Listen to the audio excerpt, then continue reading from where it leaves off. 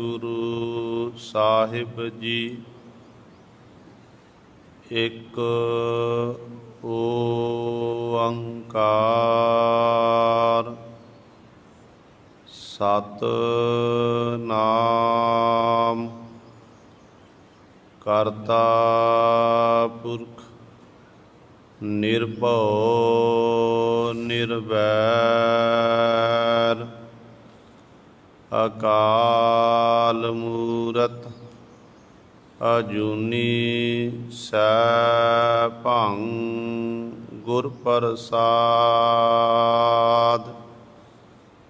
ਡੰਡੌਤ ਬੰਦਨ ਅਨਕ ਬਾਰ ਸਰਬ ਕਲਾ ਸਮਰੱਥ ਡੋਲਨ ਤੇ ਰਾਖੋ ਪ੍ਰਭੂ ਨਾਨਕ ਦੇ ਕਰ ਹੱਥ। ਊਚ ਅਪਾਰ ਬੇਅੰਤ ਸੁਆਮੀ ਕੌਣ ਜਾਣੈ ਗੁਣ ਤੇਰੇ। ਗਾਵਤ ਉਦਰਹਿ ਸੁਣਤੇ ਉਦਰਹਿ ਬਿਨਸੇ ਪਾਪ ਕਨੇਰੇ। ਪਸ਼ੂ ਪਰੇਤ ਮੁਗਧ ਕੋ ਤਾਰੈ ਪਾਹਨ ਪਾਰ ਉਤਾਰੇ। ਨਾਨਕ ਦਾਸ ਤੇਰੀ ਸਰਨਾਈ ਸਦਾ ਸਦਾ ਬਲਿਹਾਰੇ। ਬਾਣੀ ਗੁਰੂ ਗੁਰੂ ਹੈ ਬਾਣੀ ਵਿੱਚ ਬਾਣੀ ਅੰਮ੍ਰਿਤ ਸਾਰੇ। ਗੁਰ ਬਾਣੀ ਕਹੈ ਸੇਵਕ ਜਨ ਮਾਨੈ ਪਰਤਖ ਗੁਰੂ ਨਿਸਤਾਰੇ। ਸੋ ਕਹੋ ਟਲ ਗੁਰ ਸੇਵੀਐ ਅਹਨਿਸ ਸਹਿਜ ਸੁਭਾਏ। ਦਰਸ਼ਨ ਪਰਸੈ ਗੁਰੂ ਕੈ ਜਨਮ ਮਰਨ ਦੁਖ ਜਾਏ। ਹੋਵੈ ਸਿਫਤ ਖਸਮ ਦੀ ਨੂਰ ਅਰਸਹੁ ਕੁਰਸਹੁ ਝਟੀਐ। ਤੁਧ ਡਿਠੇ ਸੱਚੇ ਪਾਤਸ਼ਾਹ ਮਲ ਜਨਮ ਜਨਮ ਦੀ ਕੱਟੀਐ। ਸੱਜਣ ਸੱਚਾ ਪਾਤਸ਼ਾਹ ਸਿਰ ਸਾਹਾਂਦੈ ਸਾਹੋ। ਜਿਸ ਪਾਸ ਬੈਠਿਆ ਸੋਹੀਐ ਸਭਨਾਂ ਦਾ ਬੇਸਾਹੋ। ਸਤਿਨਾਮ ਸ਼੍ਰੀ ਵਾਹਿਗੁਰੂ ਸਾਹਿਬ ਜੀ। ਇੱਕ ਓੰਕਾਰ ਸਤਿਗੁਰ ਪ੍ਰਸਾਦ। ਮਾਰੂ ਮਹੱਲਾ ਨਾਵਾ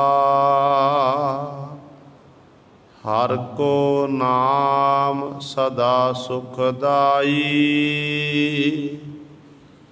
ਜਾ ਕੋ ਸਿਮਰ ਅਜਾਮਲ ਉਦਰਿਓ ਗਨ ਕਾਹੂੰ ਗਤ ਪਾਈ। ਹਰਿ ਕੋ ਨਾਮ ਸਦਾ ਸੁਖਦਾਈ। ਜਾ ਕੋ ਸਿਮਰ ਅਜਾਮਲ ਉਦਰਿਓ ਗਨ ਕਾਹੂੰ ਗਤ ਪਾਈ। ਰਹਾਉ ਪੰਚਾਲੀ ਕੋ ਰਾਜ ਸਭਾ ਮਹਿ ਰਾਮ ਨਾਮ ਸੁਧ ਆਈ। ਤਾਕੋ ਦੁਖ ਹਰਿਓ ਕਰਨਾ ਮੈਂ ਆਪਣੀ ਪੈਜ ਬੜਾਈ। जेह नार जस किरपा निध गायो, ताको भयो सहाई। कहो नानक मैं एही भरोसै, गही आन सरनाई। जेह नर जस किरपा निध गायो, ताको भयो सहाई। कहो नानक मैं एही भरोसै, गही आन सरनाई। वाहिगुरु जी का खालसा, वाहिगुरु जी की फतेह।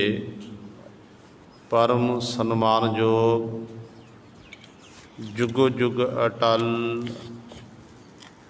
चवर छतर तख दे मालक,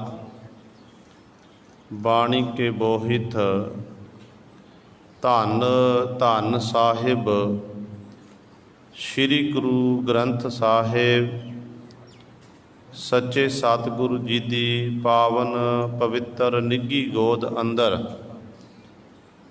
जुड़ बैठे गुरु रूप गुरु सवारे सत संगी जनो, आप जी बड़ियां भागां वाले हो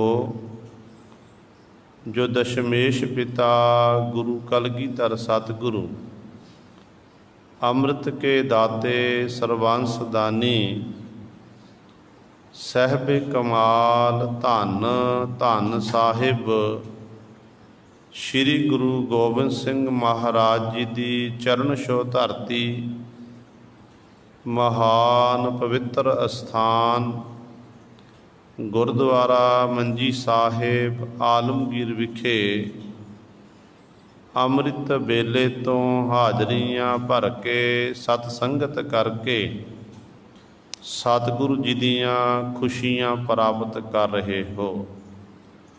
अमृत वेले तो सजे दीवाना विच आप जी ने हुणे ही सत्कार जो गुरु घर दे कीर्तनियां पासों श्री आसा जी की वार दे कीर्तन श्रवण कीते हन।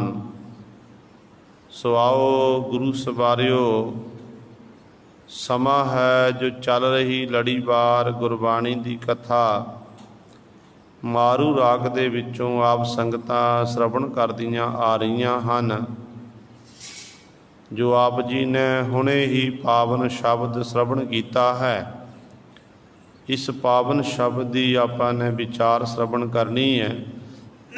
आओ अपनियां मन बिरतियां एकागर करिए, ध्यान गुरु चरणां नाल जोड़ीए ते सतगुरु महाराज जी दे पावन उपदेश नूं हिरदियां विच बसा के अपना जीवन सफला करिए। करो सारे अपनी रसना पवित्र, आखो जी सतनाम श्री वाहिगुरु साहिब जी। सतनाम श्री वाहिगुरु साहिब जी। एक ओंकार सतगुर प्रसाद। मारू महला नावा, हर को नाम सदा सुखदाई। मारू राग दे विच धन धन सतगुरु श्री गुरु तेग बहादुर पातशाह महाराज जिन्हां दे बाबत गुरु कलगीधर पातशाह महाराज दे बचन ने कि तेग बहादुर सिमरिया घर नौ निध आवै धाए, सब थाई होए सहाय। ओ सतगुरु जी जिहड़े धर्म की चादर बने, ਜਿਨ੍ਹਾਂ ਨੇ ਆਪਣੀ ਸੀਸ ਦੀ ਕੁਰਬਾਨੀ ਦੇ ਕੇ ਤੇ ਧਰਮ ਦੀ ਰੱਖਿਆ ਕੀਤੀ ਹੈ। ਜਿਨ੍ਹਾਂ ਦੇ ਜਦੋਂ ਸਤਿਗੁਰੂ ਜੀ ਨੇ ਸ਼ਹਾਦਤ ਦਾ ਜਾਮ ਪੀਤਾ, ਭਾਈ ਜੈਤਾ ਜੀ ਅਨੰਦਪੁਰ ਸਾਹਿਬ ਦੀ ਧਰਤੀ 'ਤੇ ਗੁਰੂ ਤੇਗ ਬਹਾਦਰ ਪਾਤਸ਼ਾਹ ਮਹਾਰਾਜ ਦਾ ਸੀਸ ਲੈ ਕੇ ਪਹੁੰਚੇ ਨੇ। ਜਿੱਥੇ ਗੁਰਦੁਆਰਾ ਬਿਬਾਨਗੜ੍ਹ ਸਾਹਿਬ ਹੈ ਕੀਰਤਪੁਰ ਸਾਹਿਬ ਦੀ ਧਰਤੀ 'ਤੇ, ਉੱਥੋਂ ਭਾਈ ਜੈਤੇ ਜੀ ਨੇ ਸੁਨੇਹਾ ਦੇਣਾ ਕੀਤਾ। ਕਲਗੀਧਰ ਪਾਤਸ਼ਾਹ ਸਿੰਘਾਂ ਦੇ ਸਹਿਤ ਕੀਰਤਪੁਰ ਸਾਹਿਬ ਦੀ ਧਰਤੀ 'ਤੇ ਪਹੁੰਚੇ ਨੇ। ਭਾਈ ਜੈਤੇ ਜੀ ਨੇ ਨੀਵੀਂ ਪਾਈ ਹੋਈ ਹੈ, ਪਿਤਾ ਗੁਰੂ ਜੀ ਦਾ ਸੀਸ ਵੇਖਿਆ, ਬੜੇ ਸਤਿਕਾਰ ਦੇ ਨਾਲ ਦੀਵਾਨ ਵਿੱਚ ਵਿਰਾਜਮਾਨ ਕਰਕੇ ਕੀਰਤਪੁਰ ਸਾਹਿਬ ਤੋਂ ਅਨੰਦਪੁਰ ਸਾਹਿਬ ਤੱਕ ਧੰਨ ਗੁਰੂ ਤੇਗ ਬਹਾਦਰ ਪਾਤਸ਼ਾਹ ਮਹਾਰਾਜ ਦੇ ਸੀਸ ਨੂੰ ਲੈ ਕੇ ਗਏ। ਸਤਿਗੁਰ ਦੇ ਪੰਜ ਭੂਤਕ ਸੀਸ ਦਾ ਸੰਸਕਾਰ ਕੀਤਾ ਗਿਆ। ਜਿੱਥੇ ਗੁਰਦੁਆਰਾ ਸ਼ੀਸ਼ਗੰਜ ਸਾਹਿਬ ਹੈ, ਦੋ ਅਸਥਾਨ ਨੇ, ਇੱਕ ਦਿੱਲੀ ਦੇ ਵਿੱਚ ਜਿੱਥੇ ਚਾਂਦਨੀ ਚੌਂਕ, ਉੱਥੇ ਸਤਿਗੁਰ ਦੇ ਇੱਕ ਉਹ ਅਸਥਾਨ, ਇੱਕ ਗੁਰੂ ਸਵਾਰਿਓ ਅਨੰਦਪੁਰ ਸਾਹਿਬ ਦੀ ਧਰਤੀ 'ਤੇ, ਜਿੱਥੇ ਸਤਿਗੁਰੂ ਜੀ ਦੇ ਸੀਸ ਦਾ ਸੰਸਕਾਰ ਹੋਇਆ ਸੀ। ਸੋ ਸਤਿਗੁਰੂ ਚੋਜੀ ਪ੍ਰੀਤਮ ਪਾਤਸ਼ਾਹ ਅੰਤਮ ਸੰਸਕਾਰ ਕੀਤਾ। ਸੋਹਲੇ ਦੀ ਪਾਵਨ ਬਾਣੀ ਪੜ੍ਹੀ, ਅਰਦਾਸ ਬੇਨਤੀ ਕੀਤੀ। ਫਿਰ ਭਾਈ ਜੈਤੇ ਜੀ ਨੂੰ ਪੁੱਛਦੇ ਨੇ ਕਿ ਭਾਈ ਜੈਤਿਆ, ਭਾਈ ਜੈਤੇ ਨੇ ਨੀਵੀਂ ਪਾਈ ਹੋਈ ਆਪਣੀ ਨਿਗਾਹ ਉਤਾਂਹ ਨੂੰ ਨਹੀਂ ਚੱਕ ਰਹੇ ਹਨ, ਨੇਤਰ ਨੀਵੇਂ ਕੀਤੇ ਨੇ। ਤੇ ਸਤਿਗੁਰੂ ਗੁਰੂ ਗੋਬਿੰਦ ਸਿੰਘ ਮਹਾਰਾਜ ਪੁੱਛਦੇ ਨੇ, ਭਾਈ ਜੈਤੇ ਕੀ ਗੱਲ ਹੈ, ਤੇ ਨੀਵੀਂ ਕਿਉਂ ਪਾਈ ਹੋਈ ਹੈ?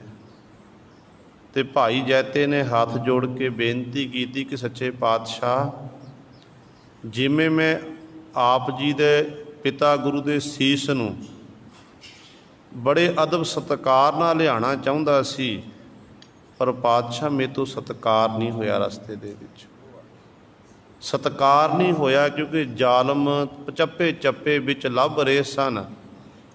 ਮਸਾਂ ਮਸਾਂ ਮੈਂ ਆਪਣੀ ਜਾਨ ਬਚਾਉਂਦਾ ਹੋਇਆ, ਮੇਰੇ ਮਨ ਵਿੱਚ ਇਹੀ ਸੀ ਕਿ ਇੱਕ ਵਾਰੀ ਗੁਰੂ ਤੇਗ ਬਹਾਦਰ ਪਾਤਸ਼ਾਹ ਦਾ ਸੀਸ ਮੈਂ ਅਨੰਦਪੁਰ ਸਾਹਿਬ ਪਹੁੰਚਾ ਦਿਆਂ, ਉਸ ਤੋਂ ਬਾਅਦ ਬੇਸ਼ੱਕ ਮੇਰਾ ਸਰੀਰ ਖਤਮ ਹੋ ਜਾਵੇ ਬਸ। ਪਰ ਪਾਤਸ਼ਾਹ ਰਸਤੇ ਵਿੱਚ ਆਪ ਜੀ ਦੇ ਪਿਤਾ ਗੁਰੂ ਦੇ ਸੀਸ ਦਾ ਮੇਰੇ ਤੋਂ ਸਤਿਕਾਰ ਨਹੀਂ ਹੋਇਆ। ਦੂਜੀ ਗੱਲ ਇਹ ਹੈ ਕਿ ਸਾਡੇ ਨੇਤਰਾਂ ਦੇ ਸਾਹਮਣੇ ਪਿਤਾ ਗੁਰੂ ਜੀ ਨੂੰ ਸ਼ਹੀਦ ਕੀਤਾ ਗਿਆ, ਗੁਰੂ ਤੇਗ ਬਹਾਦਰ ਪਾਤਸ਼ਾਹ ਨੂੰ ਸੀਸ ਧੜ ਤੋਂ ਵੱਖਰਾ ਕੀਤਾ ਗਿਆ, ਪਰ ਅਸੀਂ ਉੱਥੇ ਕੁਝ ਨਹੀਂ ਕਰ ਸਕੇ। ਧੰਨ ਗੁਰੂ ਗੋਬਿੰਦ ਸਿੰਘ ਮਹਾਰਾਜ ਨੇ ਬਚਨ ਕੀਤੇ, ਕਹਿਣ ਲੱਗੇ, ਜੈਤਿਆ ਇਹ ਦੱਸ ਕਿ ਉੱਥੇ ਸਿੱਖ ਨਹੀਂ ਸੀ ਹੋਰ? ਸਤਿਗੁਰੂ ਜੀ 1400 ਸਿੱਖਾਂ ਦੇ ਘਰ, ਉਸ ਸਮੇਂ ਦਿੱਲੀ ਦੀ ਧਰਤੀ 1400 ਘਰ ਸੀ ਸਿੱਖਾਂ ਦੇ, ਤੇ ਕਿੰਨੀ ਸਿੱਖੀ ਫੈਲੀ ਹੋਈ ਸੀ। 1400 ਸਿੱਖਾਂ ਦੇ ਘਰ ਨੇ, ਪਰ ਔਰੰਗੇ ਦੀ ਤਲਵਾਰ ਤੋਂ ਡਰਦਾ ਕੋਈ ਵੀ ਅੱਗੇ ਨਹੀਂ ਆਇਆ। ਹਰ ਇੱਕ ਦੇ ਮਨ ਵਿੱਚ ਇਹ ਡਰ ਸੀ, ਖੌਫ ਸੀ, ਕਿਤੇ ਇਹ ਨਾ ਹੋਵੇ ਕਿ ਔਰੰਗਾ ਸਾਨੂੰ ਵੀ ਨਾ ਖਤਮ ਕਰ ਦੇਵੇ। ਕਲਗੀਆਂ ਵਾਲੇ ਪਾਤਸ਼ਾਹ ਮਹਾਰਾਜ ਨੇ ਫਿਰ ਬਚਨ ਕੀਤੇ, ਕਹਿਣ ਲੱਗੇ, ਐਸਾ ਪੰਥ ਸਜਾਵਾਂਗਾ ਕਿ ਮੇਰਾ ਸਿੱਖ ਲੱਖਾਂ ਵਿੱਚ ਖਲੋਤਾ ਹੋਵੇ, ਮੇਰੇ ਸਿੱਖ ਦੀ ਵੱਖਰੀ ਪਹਿਚਾਣ ਹੋਵੇਗੀ। ਅੱਜ ਆਪਾਂ ਵਰਲਡ ਵਿੱਚ ਚਲੇ ਜਾਈਏ, ਵਰਲਡ 'ਚ ਕਿਤੇ ਵੀ ਸਿੱਖ ਖਲੋਤਾ ਹੋਵੇ, ਇੱਕ ਪਾਸੇ ਹਜ਼ਾਰਾਂ ਲੋਕ ਹੋਣ, ਇੱਕ ਪਾਸੇ ਇਕੱਲਾ ਗੁਰੂ ਦਾ ਸਿੱਖ ਹੋਵੇ, ਤੇ ਵੱਖਰੀ ਪਹਿਚਾਣ ਹੁੰਦੀ ਹੈ ਗੁਰੂ ਸਵਾਰਿਆ। ਫਿਰ ਸਤਿਗੁਰੂ ਜੀ ਨੇ ਫਿਰ ਉਸ ਸਮੇਂ ਬਚਨ ਕੀਤੇ, ਜਦੋਂ ਗੁਰੂ ਤੇਗ ਬਹਾਦਰ ਪਾਤਸ਼ਾਹ ਮਹਾਰਾਜ ਸੀਸ ਦਾ ਸੰਸਕਾਰ ਹੋ ਗਿਆ, ਭਾਈ ਜੈਤੇ ਨੂੰ ਆਪਣੀ ਗੱਲ ਬੱਕੜੀ ਵਿੱਚ ਲਿਆ, ਕਹਿ ਦਿੱਤਾ ਕਿ ਰੰਗ ਰੇਟੇ ਗੁਰੂ ਕੇ ਬੇਟੇ, ਇਹ ਖਿਤਾਬ ਦੇਣਾ ਕੀਤਾ।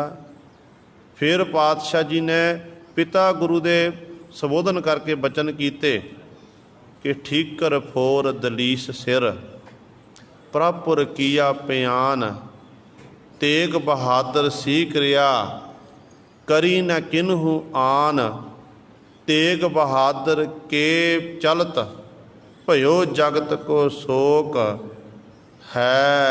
ਹੈ ਸਭ ਜਗ ਭਇਓ, ਜੈ ਜੈ ਜੈ ਸੁਰਲੋਕ। ਕਿ ਸਾਰੇ ਸੰਸਾਰ ਦੇ ਵਿੱਚ ਜਦੋਂ ਗੁਰੂ ਤੇਗ ਬਹਾਦਰ ਪਾਤਸ਼ਾਹ ਮਹਾਰਾਜ ਸ਼ਹੀਦ ਹੋਏ ਨੇ, ਉਦੋਂ ਲੋਕ ਹਾਏ ਹਾਏ ਕਰਦੇ ਸੀ ਅਤੇ ਅਰੰਗੇ ਨੂੰ ਲਾਹਣਤਾਂ ਪਾ ਰਹੇ ਸਨ। ਇੱਥੇ ਲੋਕ ਰੋਂਦੇ ਸੀ। ਉਸ ਪਰਲੋਕਪੁਰੀ ਦੇ ਵਿੱਚ ਜਿੰਨੇ ਵੀ ਦੇਵਤੇ ਇਤਿਆਦਿਕ ਨੇ, ਜਿਹੜੀਆਂ ਗੁਪਤ ਸ਼ਕਤੀਆਂ ਨੇ, ਉਹ ਸਾਰੇ ਧੰਨ ਗੁਰੂ ਤੇਗ ਬਹਾਦਰ ਪਾਤਸ਼ਾਹ ਦੀ ਜੈ ਜੈਕਾਰ ਕਰ ਰਹੇ ਸੀ ਕਿ ਧੰਨ ਹਨ ਗੁਰੂ ਤੇਗ ਬਹਾਦਰ ਪਾਤਸ਼ਾਹ, ਧੰਨ ਹਨ ਗੁਰੂ ਤੇਗ ਬਹਾਦਰ ਪਾਤਸ਼ਾਹ। ਇਸ ਤਰ੍ਹਾਂ ਬਾਰ-ਬਾਰ ਇਹ ਗੁਰੂ ਕਲਗੀਧਰ ਪਾਤਸ਼ਾਹ ਮਹਾਰਾਜ ਦੇ ਬਚਨ ਨੇ। ਅਤੇ ਐਸੇ ਦੀਨ ਦਿਆਲੂ ਗੁਰੂ ਤੇਗ ਬਹਾਦਰ ਪਾਤਸ਼ਾਹ ਮਹਾਰਾਜ ਅੱਜ ਸਾਡੇ ਉੱਤੇ ਬਖਸ਼ਿਸ਼ ਕਰ ਰਹੇ ਹਨ। ਪਾਵਨ ਸ਼ਬਦ ਸਤਿਗੁਰਾਂ ਦੇ ਪਾਵਨ ਅੰਕ 1008 'ਤੇ ਸੁਸ਼ੋਭਿਤ ਹੈ। ਸ਼ਬਦ ਪ੍ਰਾਰੰਭ ਕਰਨ ਤੋਂ ਪਹਿਲਾਂ ਗੁਰੂ ਸਾਹਿਬਾਨ ਜੀ ਨੇ ਮੰਗਲਾਚਰਨ ਕੀਤਾ। ਇੱਕ ਓੰਕਾਰ ਸਤਿਗੁਰ ਪ੍ਰਸਾਦ। ਪਰਮਾਤਮਾ ਇੱਕ ਹੈ, ਓੰਕਾਰ ਪ੍ਰਕਾਸ਼ ਸਰੂਪ ਹੈ, ਸਤ ਸਦਾ ਰਹਿਣ ਵਾਲਾ, ਗੁਰ ਅਗਿਆਨਤਾ ਨੂੰ ਖਤਮ ਕਰਕੇ ਗਿਆਨ ਦਾ ਪ੍ਰਕਾਸ਼ ਕਰਨ ਵਾਲਾ, ਪ੍ਰਸਾਦ ਆਨੰਦ ਸਰੂਪ ਹੈ, ਸਵਾਦਾਂ ਤੋਂ ਪਰੇ ਹੈ। ਐਸਾ ਪਰਮੇਸ਼ਰ ਕਿਵੇਂ ਪ੍ਰਾਪਤ ਹੁੰਦਾ ਹੈ? ਸਤਿਗੁਰ ਪ੍ਰਸਾਦ।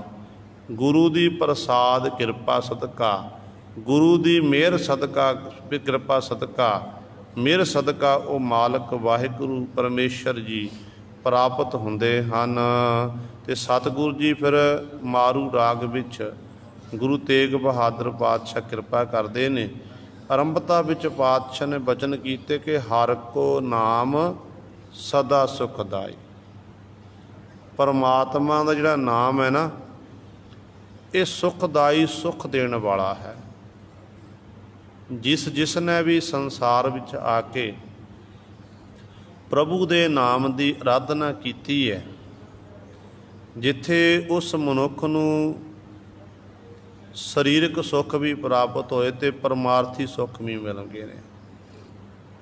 ਹੁਣ ਗੁਰੂ ਸਵਾਰਿਓ, ਜੇਕਰ ਆਪਾਂ ਦੇਖੀਏ, ਗੁਰੂ ਤੇਗ ਬਹਾਦਰ ਪਾਤਸ਼ਾਹ ਮਹਾਰਾਜ ਜਿਹੜੇ ਵਿਰਾਗਮੀ ਅਵਸਥਾ ਵਿੱਚ ਰਹਿੰਦੇ ਸਨ, ਵਿਰਾਗਮੀ ਅਵਸਥਾ ਵਿੱਚ ਰਹਿਣਾ, ਹਰ ਸਮੇਂ ਉਸ ਮਾਲਕ ਦੇ ਗੁਣਾਂ ਦਾ ਗਾਇਨ ਕਰਨਾ।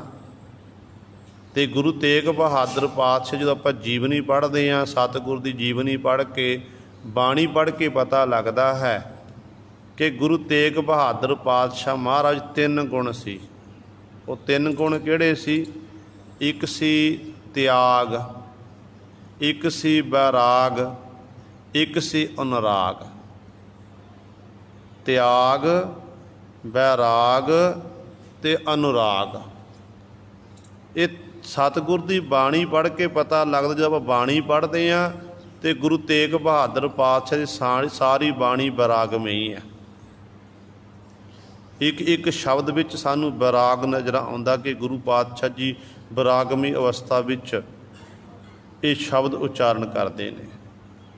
ਜੇ ਆਪਾਂ ਤਿਆਗ ਦੀ ਗੱਲ ਕਰੀਏ ਕਿ ਗੁਰੂ ਤੇਗ ਬਹਾਦਰ ਪਾਤਸ਼ਾਹ ਤਿਆਗੀ ਕਿਵੇਂ ਹੋਏ ਨੇ, ਦੇਖੋ ਗੁਰੂ ਸਵਾਰਿਓ, ਹਰ ਇੱਕ ਮਨੁੱਖ ਦਾ ਆਪਣੇ ਬੱਚਿਆਂ ਨਾਲ ਬੜਾ ਸਨੇਹ ਹੁੰਦਾ ਹੈ। ਬੱਚਿਆਂ ਨੂੰ ਬੜਾ ਪ੍ਰੇਮ ਕਰਦੇ ਨੇ ਕਿ ਮੋਹ ਦੀਆਂ ਤੰਦਾਂ ਵਿੱਚ ਆਪਾਂ ਖਚਤ ਹਾਂ, ਬੰਨੇ ਹੋਏ ਹਾਂ। ਪਰ ਗੁਰੂ ਤੇਗ ਬਹਾਦਰ ਪਾਤਸ਼ਾਹ ਜੀਵਨ ਪੜ੍ਹ ਕੇ ਦੇਖੋ ਕਿ ਜਦੋਂ 1666 ਦੇ ਵਿੱਚ ਤੇਹੀ ਪ੍ਰਕਾਸ਼ ਹਮਾਰਾ ਭਇਓ, ਪਟਨਾ ਸ਼ਹਿਰ ਵਿਖੇ ਭਵ ਲਿਓ। ਅਤੇ ਸਤਿਗੁਰੂ ਗੁਰੂ ਗੋਬਿੰਦ ਸਿੰਘ ਮਹਾਰਾਜ ਦਾ ਪ੍ਰਕਾਸ਼ ਹੁੰਦਾ ਹੈ। ਆਪ ਜੀ ਇਤਿਹਾਸ ਤੋਂ ਭਲੀ ਭਾਂਤ ਜਾਣੂ ਹੋ ਕਿ ਸਤਿਗੁਰੂ ਗੁਰੂ ਤੇਗ ਬਹਾਦਰ ਪਾਤਸ਼ਾਹ ਉਸ ਸਮੇਂ ਅਸਾਮ ਦੀ ਧਰਤੀ ਤੇ ਬਿਰਾਜਮਾਨ ਸੀ ਤੇ ਸਤਿਗੁਰਾਂ ਤੱਕ ਖਬਰ ਪਹੁੰਚਾਈ ਗਈ ਸੀ। ਤੇ ਇਤਿਹਾਸ ਦੱਸਦਾ ਕਿ ਸਤਿਗੁਰੂ ਜੀ ਆਪਣੇ ਕਾਰਜਾਂ ਨੂੰ ਨਿਬੇੜ ਕੇ ਰਾਜਿਆਂ ਦੀ ਸੰਧੀ ਕਰਾ ਕੇ ਜਦੋਂ ਸਤਿਗੁਰੂ ਵਾਪਸ ਆਏ ਸੀ ਨਾ ਪਟਨਾ ਸਾਹਿਬ ਦੀ ਧਰਤੀ ਤੇ, ਉਦੋਂ ਬਾਲਾ ਪ੍ਰੀਤਮ ਗੋਬਿੰਦ ਰਾਏ ਜੀ ਤਕਰੀਬਨ 5 ਸਾਲ ਦੇ ਹੋ ਚੁੱਕੇ ਸੀ। 5 ਸਾਲ ਦੇ। ਸਾਡੇ ਘਰ ਵਿੱਚ ਬੱਚਾ ਜਨਮ ਲਵੇ, ਆਪਾਂ ਵਿਦੇਸ਼ਾਂ ਦੀ ਧਰਤੀ ਤੇ ਬੇਸ਼ੱਕ ਬੈਠੇ ਹੋਈਏ, ਸੇ ਸਾਡੇ ਮਨ ਤੜਫ ਹੁੰਦੀ ਹੈ ਕਿ ਆਪਾਂ ਆਪਣੇ ਬੱਚੇ ਨੂੰ ਜਾ ਕੇ ਦੇਖੀਏ। ਕਿਸੇ ਨਾ ਕਿਸੇ ਤਰੀਕੇ ਨਾਲ ਹੀਲਾ ਵਸੀਲਾ ਕਰਕੇ ਅਸੀਂ ਆਪਣੇ ਬੱਚੇ ਨੂੰ ਦੇਖਣ ਦੇ ਲਈ ਗੁਰੂ ਸਰ ਘਰ ਦੇ ਵਿੱਚ ਪਹੁੰਚ ਜਾਂਦੇ ਆ। ਪਰ ਐਡਾ ਵੱਡਾ ਤਿਆਗ 5 ਸਵਾ 5 ਸਾਲ ਦੀ ਉਮਰ ਪਾਤਸ਼ਾਹ ਦੀ ਹੋ ਚੁੱਕੀ ਸੀ।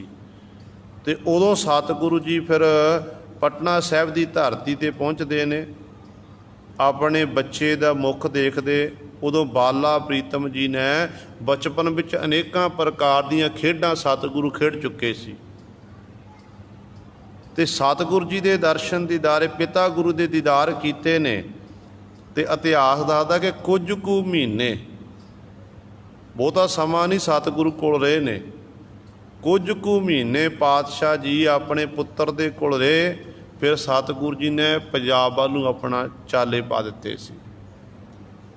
ਦੇਖੋ ਕਿੱਡਾ ਤਿਆਗ ਹੈ। ਆਏ ਵੀ ਕਾਫੀ ਸਾਲਾਂ ਬਾਅਦ ਤੇ ਫਿਰ ਗੁਰੂ ਸਵਾਰਿਓ ਥੋੜ੍ਹੇ ਸਮੇਂ ਵਿੱਚ ਛੱਡ ਕੇ ਚਲੇ ਗਏ। ਫਿਰ ਜਦੋਂ ਅਨੰਦਪੁਰ ਸਾਹਿਬ ਦੀ ਧਰਤੀ ਤੇ ਪਹੁੰਚਦੇ ਨੇ, ਅਨੰਦਪੁਰ ਸਾਹਿਬ ਦੀ ਧਰਤੀ ਤੇ ਜਦੋਂ ਗੁਰੂ ਸਵਾਰਿਓ ਉਮਰ ਹੋ ਗਈ ਸੀ ਤਕਰੀਬਨ 8.25 ਸਾਲ ਦੀ। ਤਿਆਗ ਦੇਖੋ ਕਿੱਡਾ ਵੱਡਾ। ਕਸ਼ਮੀਰੀ ਪੰਡਤ ਆ ਕੇ ਫਰਿਆਦ ਕਰਦੇ ਨੇ ਤੇ ਉਦੋਂ ਸਤਿਗੁਰੂ ਪਾਤਸ਼ਾਹ ਮਹਾਰਾਜ ਨੂੰ, ਪਿਤਾ ਗੁਰੂ ਨੂੰ ਖੁਦ ਗੁਰੂ ਗੋਬਿੰਦ ਸਿੰਘ ਮਹਾਰਾਜ ਆਖਦੇ ਨੇ ਕਿ ਆਪ ਜੀ ਇਹਨਾਂ ਦੇ ਧਰਮ ਲਈ ਆਪਣੀ ਸੀਸ ਦੀ ਕੁਰਬਾਨੀ ਦੇਣਾ ਕਰੋ। ਤੇ ਥੋੜ੍ਹਾ ਸਮਾਂ ਰਹੇ, ਉੱਥੋਂ ਵੀ ਸਤਿਗੁਰੂ ਚਾਲੇ ਪਾ ਦਿੱਤੇ ਨੇ। ਐਡੇ ਵੱਡੇ ਤਿਆਗੀ ਸੀ, ਤਿਆਗ ਦੀ ਮੂਰਤ ਸਨ। ਫਿਰ ਜੇਕਰ ਆਪਾਂ ਦੇਖੀਏ ਬਚਪਨ ਦੀ ਗੱਲ ਕਰੀਏ ਗੁਰੂ ਤੇਗ ਬਹਾਦਰ ਪਾਤਸ਼ਾਹ ਮਹਾਰਾਜ ਦੀ, ਬਚਪਨ ਤੋਂ ਵਿੱਚ ਹੀ ਇਹ ਬਰਾਗਮੀ ਅਵਸਥਾ ਵਿੱਚ ਰਹਿੰਦੇ ਸਨ। ਇਹਨਾਂ ਦੀ ਆਦਤ ਇਹੋ ਜਿਹੀ ਸੀ ਕਿ ਜੇਕਰ ਕੋਈ ਲੋੜਵੰਦ ਚੱਲ ਕੇ ਆਉਂਦਾ ਸੀ ਨਾ, ਜੋ ਕੁਝ ਕੋਲ ਹੁੰਦਾ ਸੀ ਉਹ ਦੇ ਦਿੰਦੇ ਸੀ। ਘਰ ਦਾ ਭਾਂਡਾ ਟੀਂਡਾ ਇਤਿਆਦਿਕ ਜੇ ਗਹਿਣੇ ਮਾਤਾ ਜੀ ਨੇ ਪਹਿਨਾਣੇ ਤੇ ਗਹਿਣੇ ਦੇ ਦੇਣੇ।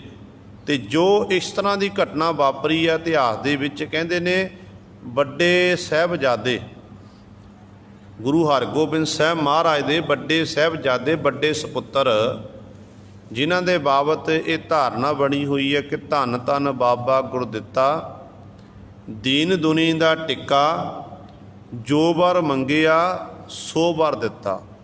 ਅੱਜ ਵੀ ਜਦੋਂ ਕੀਰਤਪੁਰ ਸਾਹਿਬ ਦੀ ਧਰਤੀ ਤੇ ਜਾਈਏ, ਬਹੁਤ ਤਾਦਾਦ ਵਿੱਚ ਸੰਗਤਾਂ ਉੱਥੇ ਆ ਕੇ ਪਹੁੰਚਦੀਆਂ ਦੇਸ਼ਾਂ ਵਿਦੇਸ਼ਾਂ ਦੇ ਵਿੱਚੋਂ। ਉਹ ਸੰਗਤਾਂ ਦੱਸਦੀਆਂ ਨੇ ਕਿ ਜਦੋਂ ਅਸੀਂ ਇੱਥੇ ਆ ਕੇ ਅਰਦਾਸ ਕੋਈ ਵੀ ਕਰ ਦਈਏ ਤੇ ਸਾਡੀ ਅਰਦਾਸ ਬਾਬਾ ਗੁਰਦਿੱਤਾ ਜੀ ਸੁਣਦੇ ਨੇ। ਉੱਥੋਂ ਦੇ ਗ੍ਰੰਥੀ ਸਿੰਘ ਜਦੋਂ ਅਰਦਾਸਾਂ ਸੋਧਦੇ ਨੇ ਤੇ ਉਦੋਂ ਇਹ ਜਿਹੜੀ ਧਾਰਨਾ ਪੜ੍ਹੀ ਜਾਂਦੀ ਹੈ ਕਿ ਧੰਨ ਧੰਨ ਬਾਬਾ ਗੁਰਦਿੱਤਾ, ਦੀਨ ਦੁਨੀ ਦਾ ਟਿੱਕਾ, ਜੋ ਵਰ ਮੰਗਿਆ ਸੋ ਵਰ ਦਿੱਤਾ, ਕਿਉਂਕਿ ਅਸਥਾਨ ਦਾ ਨਾਮ ਲੈਣਾ ਪੈਂਦਾ ਹੈ। ਤੇ ਉਦੋਂ ਫਿਰ ਅਰਦਾਸ ਕਰਦੇ ਨੇ, ਅਰਦਾਸਾਂ ਪੂਰੀਆਂ ਹੁੰਦੀਆਂ ਨੇ। ਤੇ ਬਾਬਾ ਗੁਰਦਿੱਤਾ ਜੀ ਦੀ ਸ਼ਾਦੀ ਹੈ ਤੇ ਬਾਬਾ ਗੁਰਦਿੱਤਾ ਜੀ ਦੀ ਸ਼ਾਦੀ ਵੇਲੇ ਸਾਰੇ ਜਿਹੜੇ ਛੋਟੇ ਭਰਾ ਸੀ ਉਹ ਤਿਆਰ ਬਰ ਤਿਆਰ ਹੋਏ ਨੇ। ਬਾਬਾ ਸੂਰਜਮਲ ਜੀ, ਬਾਬਾ ਅਣੀ ਰਾਏ ਜੀ ਤੇ ਸ਼੍ਰੀ ਤੇਗ ਬਹਾਦਰ ਪਾਤਸ਼ਾਹ ਜੀ, ਭੈਣ ਬੀਬੀ ਬੀਰੋ ਜੀ, ਬੜੇ ਤਿਆਰ, ਇਹ ਸਾਰੇ ਤਿਆਰ ਬਰ ਤਿਆਰ ਹੋਏ ਨੇ। ਜੋ ਤਿਆਰ ਬਰ ਤਿਆਰ ਹੋਏ ਨੇ ਤੇ ਉਦੋਂ ਗੁਰੂ ਤੇਗ ਬਹਾਦਰ ਪਾਤਸ਼ਾਹ ਨੂੰ ਮਾਤਾ ਨਾਨਕੀ ਜੀ ਨੇ ਤਿਆਰ ਕੀਤਾ। ਸੋਹਣੇ ਵਸਤਰ ਪਹਿਨਾਏ ਨੇ, ਗਹਿਣੇ ਪਹਿਨਾਏ, ਕਿਉਂਕਿ ਸਭ ਤੋਂ ਛੋਟੇ ਸੀ ਪਰਿਵਾਰ ਵਿੱਚ। ਤੇ ਬਰਾਤ ਦੀ ਰਵਾਨਗੀ ਹੋਣੀ ਹੈ ਤੇ ਸਾਰੇ ਮਾਤਾਵਾਂ ਤਿਆਰ ਹੋਈਆਂ, ਮਾਤਾ ਦਮੋਦਰੀ ਜੀ, ਮਾਤਾ ਨਾਨਕੀ ਜੀ, ਮਾਤਾ ਮਰਵਾਹੀ ਜੀ, ਇਹ ਵੀ ਤਿਆਰ ਬਰ ਤਿਆਰ ਹੋ ਕੇ, ਹੋਰ ਰਿਸ਼ਤੇਦਾਰ ਆਏ ਨੇ, ਸੰਗਤਾਂ ਆਈਆਂ ਨੇ। ਜਦੋਂ ਹੁਣ ਬਰਾਤ ਦੀ ਰਵਾਨਗੀ ਹੋਣੀ ਹੈ ਕਿ ਇੰਨੇ ਸਮੇਂ 'ਚ ਕੀ ਦੇਖਦੇ ਨੇ ਕਿ ਜਿਹੜੇ ਸ਼੍ਰੀ ਤੇਗ ਬਹਾਦਰ ਪਾਤਸ਼ਾਹ ਜੀ ਨੂੰ ਤਿਆਰ ਕਰਕੇ ਬਾਹਰ ਭੇਜਿਆ ਸੀ ਨਾ, ਤਿਆਰ ਹੋ ਕੇ ਹੁਣ ਬਰਾਤ ਨਾਲ ਜਾਣਾ ਹੈ, ਉਹ ਸਤਿਗੁਰੂ ਜੀ ਨਗਨ ਅਵਸਥਾ ਦੇ ਵਿੱਚ, ਬਚਪਨ ਵੀ ਛੋਟੇ ਸੀ, ਨਗਨ ਅਵਸਥਾ ਵਿੱਚ ਮਾਤਾ ਜੀ ਦੇ ਸਾਹਮਣੇ ਆ ਕੇ ਖਲੋ ਗਏ। ਤੇ ਮਾਤਾ ਜੀ ਦੇਖਦੇ ਨੇ, ਮਾਤਾ ਦਮੋਦਰੀ ਜੀ ਦੀ ਨਿਗਾਹ ਪਈ, ਕਹਿਣ ਲੱਗੇ, ਨਾਨਕੀ ਜੀ ਨੂੰ ਆਖਣ ਲੱਗੇ, ਭੈਣ ਨਾਨਕੀ ਦੇਖ, ਤੇਰਾ ਪੁੱਤਰ ਦੇਖ ਤੇਗ ਬਹਾਦਰ, ਤੂੰ ਤਾਂ ਹੁਣ ਤਿਆਰ ਕਰਕੇ ਭੇਜਣਾ ਕੀਤਾ ਸੀ, ਇਹ ਦੇਖ ਕਿਸ ਤਰ੍ਹਾਂ ਕੀ ਕਿਹਨੂੰ ਆਪਣੇ ਵਸਤਰ ਦੇ ਕੇ ਆਇਆ ਹੈ। ਤੇ ਮਾਤਾ ਨਾਨਕੀ ਜੀ ਕੋਲ ਆਏ, ਪੁੱਛਿਆ, ਪੁੱਤਰ ਤੇਰੇ ਵਸਤਰ ਕਿੱਥੇ ਨੇ, ਤੇਰੇ ਗਹਿਣੇ ਕਿੱਥੇ ਨੇ, ਜਿਹੜੇ ਤੈਨੂੰ ਕੰਗਣ ਪਹਿਨ ਆਏ ਸੀ ਉਹ ਕਿੱਥੇ ਨੇ। ਤੇ ਸ਼੍ਰੀ ਤੇਗ ਬਹਾਦਰ ਪਾਤਸ਼ਾਹ ਮਹਾਰਾਜ ਕਹਿਣ ਲੱਗੇ ਕਿ ਮਾਤਾ ਜੀ, ਬਾਹਰ ਇੱਕ ਮੇਰਾ ਹਮ ਉਮਰ ਹਾਣੀ ਆ ਗਿਆ, ਜਿਹਦੇ ਕੋਲ ਪਹਿਨਣ ਲਈ ਵਸਤਰ ਨਹੀਂ ਸਨ। ਉਹਨੇ ਮੈਨੂੰ ਆ ਕੇ ਆਖਿਆ ਕਿ ਹੇ ਗੁਰੂ ਕੇ ਲਾਲ, ਮੈਨੂੰ ਪਹਿਨਣ ਲਈ ਵਸਤਰ ਦੇਣਾ ਕਰ, ਮੈਂ ਨਗਨ ਅਵਸਥਾ ਵਿੱਚ ਹਾਂ। ਮਾਤਾ ਜੀ ਫਿਰ ਮੈਂ ਉਸ ਸਮੇਂ ਆਪਣੇ ਵਸਤਰ ਉਤਾਰ ਦਿੱਤੇ, ਗਹਿਣੇ ਵੀ ਉਤਾਰ ਕੇ ਉਸ ਬੱਚੇ ਨੂੰ ਪਹਿਨਾ ਦਿੱਤੇ। ਤੇ ਮਾਤਾ ਨਾਨਕੀ ਜੀ ਕਹਿਣ ਲੱਗੇ, ਪੁੱਤਰ ਤੈਨੂੰ ਨਹੀਂ ਪਤਾ, ਤੇਰੇ ਭਰਾਤਾ ਦੀ ਸ਼ਾਦੀ ਹੈ, ਤਿਆਰ ਬਰ ਤਿਆਰ ਤੈਨੂੰ ਕੀਤਾ ਹੈ, ਜੇ ਇਸ ਤਰ੍ਹਾਂ ਤੂੰ ਹੁਣ ਉਧਰ ਬਰਾਤ ਤੁਰਨ ਲੱਗੀ ਹੈ ਤੇ ਇੱਧਰ ਤੂੰ ਨਗਨ ਅਵਸਥਾ ਵਿੱਚ ਆ ਕੇ ਤੂੰ ਕੀ ਪਹਿਨੇਗਾ। ਤੇ ਸ਼੍ਰੀ ਤੇਗ ਬਹਾਦਰ ਪਾਤਸ਼ਾਹ ਇੰਨਾ ਵੱਡਾ ਤਿਆਗ ਸੀ, ਕਹਿਣ ਲੱਗੇ ਕਿ ਮਾਤਾ ਜੀ, ਮੈਂ ਗੁਰੂ ਕਾ ਸਾਹਿਬਜ਼ਾਦਾ ਹਾਂ, ਮੈਨੂੰ ਪਤਾ ਜੇ ਮੈਂ ਆਪਣੇ ਵਸਤਰ ਬੰਨ੍ਹ ਦਿੱਤੇ, ਗੁਰੂ ਕਾ ਸਾਹਿਬਜ਼ਾਦਾ ਹੋਣ ਕਰਕੇ ਆਪ ਜੀ ਨੇ ਮੈਨੂੰ ਹੋਰ ਵਸਤਰ ਪਹਿਨਾ ਦੇਣੇ ਨੇ, ਜੇਕਰ ਮੈਂ ਉਸ ਬੱਚੇ ਨੂੰ ਵਸਤਰ ਨਹੀਂ ਦਿੰਦਾ ਉਹਦਾ ਪਰਦਾ ਨਹੀਂ ਕੱਜਿਆ ਜਾਣਾ ਸੀ। ਤੇ ਮਾਂ ਨੇ ਘੁੱਟ ਕੇ ਗੱਲ ਵਕੜੀ ਵਿੱਚ ਲਿਆ। ਤੇ ਗੁਰੂ ਸਰ ਇਹ ਹੈ ਸਤਿਗੁਰੂ ਜੀ ਦਾ ਇਹ ਤਿਆਗ, ਪਹਿਲਾਂ ਬੈਰਾਗ ਦੀ ਗੱਲ ਕੀਤੀ ਸੀ, ਹੁਣ ਤਿਆਗ ਦੀ ਗੱਲ। ਤੇ ਬੈਰਾਗਮੀ ਸਤਿਗੁਰ ਦੀ ਸਾਰੀ ਬਾਣੀ ਹੈ। ਜਦੋਂ ਸਤਿਗੁਰੂ ਸਮਾਧੀ ਵਿੱਚ ਲੀਨ ਹੁੰਦੇ ਸੀ ਤੇ ਲੰਮੀ ਸਮਾਧੀਆਂ ਲਾ ਲੈਂਦੇ ਸਨ। ਜਦੋਂ ਆਪਾਂ ਸਤਿਗੁਰ ਦੀ ਬਾਣੀ ਪੜ੍ਹਦੇ ਹਾਂ ਤੇ ਬਾਣੀ ਵਿੱਚ ਅਨੁਰਾਗ ਵੀ ਹੈ। ਅੱਜ ਦਾ ਜੋ ਪਾਵਨ ਸ਼ਬਦ ਹੈ ਨਾ, ਜਿੱਥੇ ਇਸ ਸ਼ਬਦ ਵਿੱਚ ਇਹ ਬੈਰਾਗ ਹੈ, ਇੱਥੇ ਨਾਲ ਹੀ ਗੁਰੂ ਸਰ ਅਨੁਰਾਗ ਵੀ ਸਤਿਗੁਰ ਨੇ ਬਿਆਨ ਕੀਤਾ, ਝਲਕਦਾ ਸ਼ਬਦ ਵਿੱਚੋਂ। ਤੇ ਪਾਤਸ਼ਾਹ ਕਹਿੰਦੇ ਨੇ, ਹਰ ਕੋ ਨਾਮ ਸਦਾ ਸੁਖਦਾਈ। ਇਹ ਪਿਆਰ ਹੈ ਗੁਰੂ ਦਾ ਉਸ ਪਰਮੇਸ਼ਰ ਦੇ ਨਾਲ, ਕਿਉਂਕਿ ਜਦੋਂ ਤੱਕ ਹਿਰਦੇ ਅੰਦਰ ਪਿਆਰ ਪੈਦਾ ਨਹੀਂ ਹੁੰਦਾ ਤੇ ਉਦੋਂ ਤੱਕ ਪਰਿਪੂਰਨ ਪਰਮਾਤਮਾ ਦੀ ਇਬਾਦਤ ਨਹੀਂ ਹੋ ਸਕਦੀ ਹੈ। ਕੋਈ ਵੀ ਆਪਾਂ ਧਰਮ ਦੇ ਨਿਮਿੱਤ ਕੰਮ ਕਰੀਏ, ਸੇਵਾ ਕਰੀਏ, ਸਿਮਰਨ ਕਰੀਏ, ਜਾਂ ਹੋਰ ਗੁਰੂ ਸਰੇ ਕੋਈ ਕਾਰਜ ਕਰੀਏ, ਲੋੜਵੰਦਾਂ ਦੀ ਸਹਾਇਤਾ ਕਰੀਏ, ਜੇ ਸਾਡੇ ਅੰਦਰ ਪ੍ਰੇਮ ਨਹੀਂ ਹੈ ਨਾ ਤੇ ਉਦੋਂ ਤੱਕ ਇਹ ਕੰਮ ਨਹੀਂ ਹੋ ਸਕਦੇ ਹਨ। ਤੇ ਜਿਹੜੇ ਨਾਮ ਜਪਦੇ ਰੱਸੀਏ ਨੇ, ਉਹਨਾਂ ਨੂੰ ਪੁੱਛ ਕੇ ਦੇਖੋ, ਕਹਿੰਦੇ ਹਰੀ ਦਾ ਨਾਮ ਤਾਂ ਸਦਾ ਸੁਖਦਾਈ ਹੈ, ਸੁਖ ਦੇਣ ਵਾਲਾ ਹੈ। ਕਿਉਂਕਿ ਗੁਰਬਾਣੀ ਵਿੱਚ ਆਪਾਂ ਬਹੁਤ ਸਾਰੇ ਪ੍ਰਮਾਣ ਸਤਿਗੁਰ ਦੇ ਪੜ੍ਹੇ ਨੇ। ਸਤਿਗੁਰੂ ਬਚਨ ਕਰਦੇ ਨੇ ਕਿ ਸਰਬ ਸੁੱਖਾਂ ਕਾ ਦਾਤਾ ਸਤਿਗੁਰ, ਤਾਂ ਕੀ ਸਰਣੀ ਪਾਈਐ, ਦਰਸ਼ਨ ਭੇਟਤ ਹੋਤ ਆਨੰਦਾ, ਦੁਖ ਗਿਆ ਹਰ ਗਈਐ। ਕਿ ਜਿਹਦੇ ਦਰਸ਼ਨ ਭੇਟਤ ਪ੍ਰਾਪਤ ਕਰਨ ਨਾਲ ਕਹਿੰਦੇ ਆਨੰਦ ਪੈਦਾ ਹੁੰਦਾ ਹੈ ਤੇ ਦੁੱਖ ਚਲੇ ਜਾਂਦੇ ਨੇ। ਕਦੋਂ ਜਾਂਦੇ? ਜਦੋਂ ਹਰ ਗਾਈਐ, ਹਰੀ ਪਰਮਾਤਮਾ ਦੇ ਗੁਣਾਂ ਦਾ ਗਾਇਨ ਕਰੀਏ, ਫਿਰ ਕਹਿੰਦੇ ਇਹ ਦੁੱਖ ਵੀ ਦੂਰ ਹੋ ਜਾਂਦੇ ਨੇ। ਤੇ ਸਤਿਗੁਰੂ ਜੀ ਕਹਿੰਦੇ ਨਾਮ ਸੁਖਦਾਈ ਹੈ। ਫਿਰ ਸਵਾਲ ਕਰਤਾ ਜਗਿਆਸੂ ਜਨਾਂ ਨੇ ਕਿ ਪਾਤਸ਼ਾਹ ਆਪ ਜੀ ਕਹਿੰਦੇ ਹੋ ਕਿ ਹਰੀ ਦਾ ਨਾਮ ਸੁਖਦਾਈ ਹੈ, ਪਰ ਦੱਸੋ ਕਿਹਨੂੰ ਕਿਹਨੂੰ ਸੁੱਖ ਦੇਣਾ ਕੀਤਾ, ਕਿਹੜੇ ਕਿਹੜੇ ਨੇ ਉਹ ਜਿਨ੍ਹਾਂ ਨੇ ਸੁੱਖ ਲਿਆ ਹੈ? ਆਪ ਜੀ ਕਿਰਪਾ ਕਰ ਸਾਨੂੰ ਵਿਸਤਾਰ ਦੇ ਸਹਿਤ ਸਮਝਾਣਾ ਕਰੋ। ਫਿਰ ਪਾਤਸ਼ਾਹ ਨੇ ਜਿਹੜੇ 3-4 ਭਗਤ ਹੋਏ ਨੇ, ਜਿਨ੍ਹਾਂ ਦਾ ਜੀਵਨ ਦਾ ਨਿਰਵਾਹ ਪਹਿਲਾਂ ਨਰਕਮਈ ਜ਼ਿੰਦਗੀ ਬਤੀਤ ਕਰਦੇ ਸੀ, ਜਿਨ੍ਹਾਂ ਉੱਤੇ ਉਸ ਮਾਲਕ ਦੀ ਬਖਸ਼ਿਸ਼ ਹੋਈ ਹੈ, ਉਹਨਾਂ ਦੀ ਪਰ ਰੱਖਿਆ ਕੀਤੀ ਹੈ। ਉਹਨਾਂ ਦੀ ਗੁਰੂ ਸਰ ਉਦਾਹਰਣ ਪਾਤਸ਼ਾਹ ਜੀ ਇੱਥੇ ਦੇ ਰਹੇ ਨੇ। ਕਹਿੰਦੇ ਨੇ ਜਾ ਕੋ ਸਿਮਰ ਅਜਾਮਲ ਉਦਰਿਓ ਗਨ ਕਾਹੂ ਗਤ ਪਾਈ। ਪਹਿਲੀ ਪੰਕਤੀ ਦੇ ਵਿੱਚ ਸਤਿਗੁਰਾਂ ਦੋਹਾਂ ਦੀ ਗੱਲ ਕੀਤੀ ਹੈ। ਇੱਕ ਅਜਾਮਲ, ਇੱਕ ਗੁਰੂ ਸਵਾਰਿਓ ਗਨਕਾ ਬੇਸ਼ਵਾ। ਕਹਿੰਦੇ ਦੇਖੋ ਨਾਮ ਵਿੱਚ ਕਿੰਨੀ ਤਾਕਤ ਹੈ। ਕਹਿੰਦੇ ਵੱਡੇ ਵੱਡੇ ਪਾਪੀ ਅਜਾਮਲ ਜੈਸੇ ਨਾਮ ਜਪ ਕੇ ਕਹਿੰਦੇ ਉਹਦਾ ਉਧਾਰ ਹੋ ਗਿਆ। ਗਨਕਾ ਜਿਹੜੀ ਵੇਸ਼ਵਾ ਪਰ ਪੁਰਸ਼ਾਂ ਦਾ ਸੰਗ ਕਰਦੀ ਸੀ, ਉਹ ਵੇਸ਼ਵਾ ਨੇ ਮਾਲਕ ਦਾ ਨਾਮ ਜਪਿਆ, ਉਹ ਵੀ ਮੁਕਤ ਹੋ ਗਈ। ਆਪ ਜੀ ਇਤਿਹਾਸ ਤੋਂ ਭਲੀ ਭਾਂਤ ਜਾਣੂ। ਜਿਵੇਂ ਅਜਾਮਲ ਕਨੌਜ ਦਾ ਬ੍ਰਾਹਮਣ ਸੀ ਤੇ ਗੁਰੂ ਸਵਾਰਿਓ ਲੋਕਾਂ ਵਿੱਚ ਇਹਦਾ ਬੜਾ ਸਤਿਕਾਰ ਸੀ, ਪਰ ਮਾੜਾ ਕਰਮ ਜਾਗਿਆ, ਵੇਸ਼ਵਾ ਦੇ ਨਾਲ ਸਨੇਹ ਪੈਦਾ ਹੋ ਗਿਆ। ਤੇ ਜਿੱਥੇ ਲੋਕ ਸਤਿਕਾਰਕ ਧਾਰਮਿਕ ਜਿਹੜੀ ਧਾਰਮਿਕ ਗੱਦੀ ਹੈ ਨਾ, ਜਿੱਥੇ ਧਾਰਮਿਕ ਸਥਾਨ 'ਤੇ ਕੋਈ ਜੀ ਬੈਠਾ ਹੋਵੇ, ਜੇ ਤਾਂ ਉਹ ਧਰਮ ਦੇ ਨਿਮਿਤ ਚੰਗੇ ਕਰਮ ਕਰਦਾ ਹੋਵੇ, ਆਪਣੇ ਆਚਰਨ ਵਿੱਚ ਠੀਕ ਹੋਵੇ, ਤੇ ਲੋਕ ਬੜਾ ਸਤਿਕਾਰ ਦਿੰਦੇ ਨੇ ਉਹਨੂੰ। ਫਿਰ ਉਹਨੂੰ ਸਤਿਕਾਰ ਇਸ ਤਰ੍ਹਾਂ ਦਿੰਦੇ ਨੇ, ਬੜਾ ਸਤਿਕਾਰ ਨਾਲ ਆਓ ਭਗਤ ਕੀਤੀ ਜਾਂਦੀ ਹੈ। ਪਰ ਜੇਕਰ ਉਹੀ ਧਰਮੀ ਇਨਸਾਨ ਕੋਈ ਮਾੜਾ ਕਰਮ ਕਰਦਾ ਜਿਹਦੇ ਰਾਹੀਂ ਧਰਮ ਨੂੰ ਠੇਸ ਪਹੁੰਚੇ, ਧਰਮ ਉੱਤੇ ਕਲੰਕ ਲੱਗ ਜਾਵੇ, ਤੇ ਦੁਨੀਆ ਦੇ ਲੋਕ ਫਿਰ ਉਹਨੂੰ ਲਾਹਣਤਾਂ ਪਾਉਂਦੇ ਨੇ, ਉਹ ਕਿਸੇ ਅੱਗੇ ਆਪਣਾ ਮੁੱਖ ਨਹੀਂ ਦਿਖਾ ਸਕਦਾ। ਹੁਣ ਅਜਾਮਲ ਦੀ ਹਾਲਤ ਵੀ ਐਸੀ ਹੋਈ ਹੈ। ਕਹਿੰਦੇ ਮਾੜਾ ਕਰਮ ਜਾਗਿਆ, ਇੱਕ ਵੇਸ਼ਵਾ ਦੀ ਸੰਗਤ ਪ੍ਰਾਪਤ ਕੀਤੀ, ਐਸਾ ਉਹਦੇ ਪਿਆਰ ਵਿੱਚ ਮਸਤ ਹੋ ਗਿਆ, ਖਚਤ ਹੋ ਗਿਆ, ਇਹਨੂੰ ਇਹ ਭੁੱਲ ਗਿਆ ਕਿ ਮੈਂ ਬ੍ਰਾਹਮਣ ਹਾਂ, ਮੈਂ ਦੁਨੀਆ ਦੇ ਲੋਕਾਂ ਨੂੰ ਕਥਾ ਵਾਰਤਾ ਕਰਕੇ ਸੁਣਾਉਂਦਾ ਹਾਂ, ਪੂਜਾ ਇਤਿਆਦਿ ਕਰਦਾ ਹਾਂ, ਤੇ ਇਹ ਸਭ ਕੁਝ ਵਿਸਰ ਗਿਆ। ਸਭ ਕੁਝ ਵਿਸਾਰਨ ਕਰਕੇ ਫਿਰ ਹੌਲੀ ਹੌਲੀ ਲੋਕਾਂ ਨੇ ਇਹਦੇ ਵੱਲੋਂ ਪਿੱਛਾ ਕਰ ਲਿਆ। ਘਰ ਵਿੱਚ ਅੱਤ ਦੀ ਗਰੀਬੀ ਆ ਗਈ। ਉਸੇ ਹੀ ਵੇਸ਼ਵਾ ਦੇ ਪ੍ਰੇਮ ਵਿੱਚ ਇੰਨਾ ਖਚਤ ਹੋ ਗਿਆ ਕਿ ਸਭ ਕੁਝ ਛੱਡ ਦਿੱਤਾ ਤੇ ਉਸ ਵੇਸ਼ਵਾ ਨਾਲ ਸ਼ਾਦੀ ਕਰ ਲਈ, ਵਿਆਹ ਹੋ ਗਿਆ। ਵਿਆਹ ਹੋਣ ਤੋਂ ਬਾਅਦ ਤੇ ਗੁਰੂ ਸਵਾਰਿਓ ਘਰ ਵਾਲੀ ਦੇ ਬੱਚਾ ਹੋਣ ਵਾਲਾ ਸੀ। ਕੁਦਰਤੀ ਤੌਰ 'ਤੇ ਕੋਈ ਰੱਬ ਦਾ ਪਿਆਰਾ ਰੰਗੀ ਹੋਈ ਰੂਹ ਮਹਾਤਮਾ ਜਨ ਘਰ ਦੇ ਵਿੱਚ ਆਏ। ਅਜਾਮਲ ਨੇ ਆਪਣੇ ਹੱਥੀਂ ਪ੍ਰਸ਼ਾਦਾ ਪਾਣੀ ਛਕਾਇਆ, ਤੇ ਜਦੋਂ ਉਹ ਮਹਾਤਮਾ ਤੁਰਨ ਲੱਗਿਆ, ਕਹਿਣ ਲੱਗਿਆ ਕਿ ਤੇਰੇ ਘਰ ਵਿੱਚ ਪੁੱਤਰ ਪੈਦਾ ਹੋਵੇਗਾ, ਨਾਮ ਉਹਦਾ ਨਾਰਾਇਣ ਰੱਖੀ।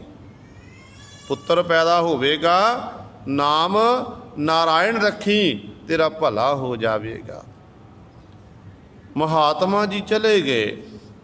ਸਮਾਂ ਆਉਣ 'ਤੇ ਗੁਰੂ ਸਵਾਰਿਓ ਇਸ ਅਜਾਮਲ ਦੇ ਘਰ ਵਿੱਚ ਪੁੱਤਰ ਪੈਦਾ ਹੋਇਆ, ਤੇ ਮਹਾਤਮਾ ਦੇ ਬਚਨਾਂ ਨੂੰ ਯਾਦ ਕੀਤਾ ਤੇ ਪੁੱਤਰ ਦਾ ਨਾਮ ਨਾਰਾਇਣ ਰੱਖ ਦਿੱਤਾ। ਨਾਰਾਇਣ ਰੱਖਿਆ ਤੇ ਪੁੱਤਰ ਨਾਲ ਬੜਾ ਸਨੇਹ ਕੁਦਰਤੀ ਤੌਰ 'ਤੇ ਹੈ। ਮਾਂ ਬਾਪ ਜਿੱਥੇ ਪਤੀ ਪਤਨੀ ਦਾ ਆਪਸੀ ਪਿਆਰ ਹੁੰਦਾ ਨਾ, ਜਦੋਂ ਬੱਚੇ ਘਰ ਵਿੱਚ ਹੋ ਜਾਂਦਾ, ਉਹ ਪਿਆਰ ਵੰਡਿਆ ਜਾਂਦਾ, ਫਿਰ ਜਿਹੜਾ ਉਹ ਧਿਆਨ ਬੱਚਿਆਂ ਵੱਲ ਚਲਿਆ ਜਾਂਦਾ ਹੈ। ਹੁਣ ਗੁਰੂ ਸਵਾਰੇ ਆਪਣੇ ਪੁੱਤਰ ਨੂੰ ਆਵਾਜ਼ ਮਾਰਦਾ, ਪੁੱਤਰ ਨਾਰਾਇਣ, ਪੁੱਤਰ ਨਾਰਾਇਣ। ਇੱਕ ਘੜੀ ਦਾ ਵੀ ਵਿਸਾਹ ਨਹੀਂ ਕਰਦਾ, ਹਰ ਸਮੇਂ ਆਪਣੇ ਪੁੱਤਰ ਨੂੰ ਆਪਣੇ ਨਾਲ ਰੱਖਦਾ ਏ। ਕਹਿੰਦੇ ਫਿਰ ਉਹ ਸਮਾਂ ਵੀ ਆ ਜਿਹੜਾ ਸਾਡੇ ਉੱਤੇ ਵੀ ਆਉਣਾ, ਹਰ ਇੱਕ ਮਨੁੱਖ ਉੱਤੇ ਆਉਂਦਾ ਹੈ। ਅੰਤਮ ਸਮਾਂ, ਅੰਤਮ ਵੇਲੇ ਜਿਸ ਤਰ੍ਹਾਂ ਜਿੱਥੇ ਸਾਡੀ ਬਿਰਤੀ ਰਹਿ ਜਾਂਦੀ ਹੈ, ਉਹਦੇ ਮੁਤਾਬਕ ਸਾਨੂੰ ਅਗਲੀਆਂ ਜੂਨਾਂ ਪ੍ਰਾਪਤ ਹੁੰਦੀਆਂ ਨੇ। ਇਹ ਮੈਂ ਨਹੀਂ ਕਹਿ ਰਿਹਾ, ਗੁਰੂ ਗ੍ਰੰਥ ਸਾਹਿਬ ਮਹਾਰਾਜ ਜੀ ਕਹਿ ਰਹੇ ਨੇ। ਗੁਰੂ ਗ੍ਰੰਥ ਸਾਹਿਬ ਮਹਾਰਾਜ ਵਿੱਚ ਬਹੁਤ ਸਾਰੇ ਪ੍ਰਮਾਣ ਸਾਨੂੰ ਮਿਲਦੇ ਨੇ। ਤੇ ਸਤਿਗੁਰੂ ਕਹਿੰਦੇ ਅੰਤ ਕਾਲਜ ਲక్ష్ਮੀ ਸਿਮਰੈ, ਐਸੀ ਚਿੰਤਾ ਮੈਂ ਜੇ ਮਰੈ, ਸਰਪ ਜੋਨ ਬਲ ਬਲ ਉਤਰੈ। ਕਹਿੰਦੇ ਨੇ ਅੰਤਮ ਸਮਾਂ ਆ ਗਿਆ, ਮੰਜੇ ਉੱਤੇ ਰੜਕ ਰਿਹਾ ਹੈ, ਸਮਾਂ ਆ ਗਿਆ। ਕਹਿੰਦੇ ਸੁਰਤੀ ਚਲੇਗੀ ਮਾਇਆ ਦੇ ਵਿੱਚ, ਸੁਰਤੀ ਰਹਿ ਗਈ ਮਾਇਆ ਵਿੱਚ, ਉਧਰ ਪ੍ਰਾਣ ਅਖੀਰਲੇ ਸਨ। ਤੇ ਪਾਤਸ਼ਾਹ ਕਹਿੰਦੇ ਨੇ ਫਿਰ ਉਹ ਮਰਨ ਤੋਂ ਬਾਅਦ ਕਹਿੰਦੇ ਸੱਪ ਦੀ ਜੂਨ ਸਜੀਵ ਨੂੰ ਪ੍ਰਾਪਤ ਹੁੰਦੀ ਹੈ। ਅੰਤ ਕਾਲ ਜੋ ਮੰਦਰ ਸਿਮਰੈ, ਐਸੀ ਚਿੰਤਾ ਮੈਂ ਜੇ ਮਰੈ, ਪ੍ਰੇਤ ਜੋਨ ਬਲ ਬਲ ਉਤਰੈ। ਜਿਹਦੀ ਕਹਿੰਦੇ ਸੁਰਤੀ ਅੰਤ ਵੇਲੇ ਆਪਣੇ ਘਰ ਮਹਿਲ ਮਾੜੀਆਂ ਵਿੱਚ ਰਹਿ ਜਾਂਦੀ ਕਿ ਮੇਰਾ ਘਰ, ਮੇਰਾ ਪਰਿਵਾਰ, ਆ ਮੇਰਾ ਕਮਰਾ, ਤੇ ਉਧਰੋਂ ਕਹਿੰਦੇ ਉਹ ਚੜ੍ਹਾਈ ਕਰ ਜਾਵੇ ਤੇ ਪਾਤਸ਼ਾਹ ਕਹਿੰਦੇ ਨੇ ਕਿ ਉਹ ਫਿਰ ਉਹਨੂੰ ਪ੍ਰੇਤ ਦੀ ਜੂਨ ਪ੍ਰਾਪਤ ਹੁੰਦੀ ਹੈ। ਪ੍ਰੇਤ ਬਣ ਕੇ ਉਹ ਘਰ ਦੇ ਵਿੱਚ ਵਿਚਰਦਾ ਹੈ। ਭਗਤ ਸਾਹਿਬਾਨ ਦੀ ਬਾਣੀ ਹੈ, ਗੁਰੂ ਗ੍ਰੰਥ ਸਾਹਿਬ ਮਹਾਰਾਜ ਦਰਜ ਹੈ ਤੇ ਗੁਜਰੀ ਰਾਗ ਵਿੱਚ ਗੁਰੂ ਸਰੇ ਇਹ ਬਚਨ ਕੀਤੇ ਨੇ। ਅੰਤ ਕਾਲ ਜੋ ਲੜਕੇ ਸਿਮਰੈ, ਐਸੀ ਚਿੰਤਾ ਮੈਂ ਜੇ ਮਰੈ, ਤੇ ਸੂਕਰ ਜੋਨ ਬਲ ਬਲ ਉਤਰੈ। ਫਿਰ ਸੂਰ ਦੀ ਜੂਨ ਪ੍ਰਾਪਤ ਹੁੰਦੀ ਹੈ। ਅਖੀਰ ਤੇ ਪਾਤਸ਼ਾਹ ਨੇ ਕਹਿਤਾ ਕਿ ਅੰਤ ਕਾਲ ਜੋ ਨਾਰਾਇਣ ਸਿਮਰੈ, ਐਸੀ ਚਿੰਤਾ ਮੈਂ ਜੇ ਮਰੈ, ਬਦਤ ਤਰਲੋਚਨ ਤੇ ਨਰ ਮੁਕਤਾ, ਪੀਤੰਬਰ ਵਾਕੇ ਹਿਰਦੈ ਵਸੈ। ਭਗਤ ਤਰਲੋਚਨ ਸਾਹਿਬਾਨ ਜੀ ਕਹਿੰਦੇ ਨੇ, ਕਹਿੰਦੇ ਸੱਚ ਜਾਣਿਓ ਉਹ ਨਰ ਮੁਕਤ ਹੋ ਜਾਂਦਾ। ਪੀਤੰਬਰ ਭਾਵ ਪੀਤੰਬਰ ਪੀਲੇ ਵਸਤਰਾਂ ਵਾਲਾ, ਜੋ ਪਰਮੇਸ਼ਰ ਹੈ, ਵਾਹਿਗੁਰੂ ਹੈ, ਜਿਹਦੇ ਵੱਖਰੇ ਵੱਖਰੇ ਦੁਨੀਆ ਦੇ ਲੋਕਾਂ ਨੇ ਨਾਮ ਰੱਖੇ। ਕੋਈ ਅੱਲਾ ਕਹਿੰਦਾ, ਕੋਈ ਰਾਮ ਕਹਿੰਦਾ, ਕੋਈ ਰਹੀਮ ਕਹਿੰਦਾ, ਕਰੀਮ ਕਹਿੰਦਾ, ਕੋਈ ਗੋਬਿੰਦ ਕਹਿੰਦਾ, ਤੇ ਸਿੱਖ ਵਾਹਿਗੁਰੂ ਆਖਦੇ ਨੇ।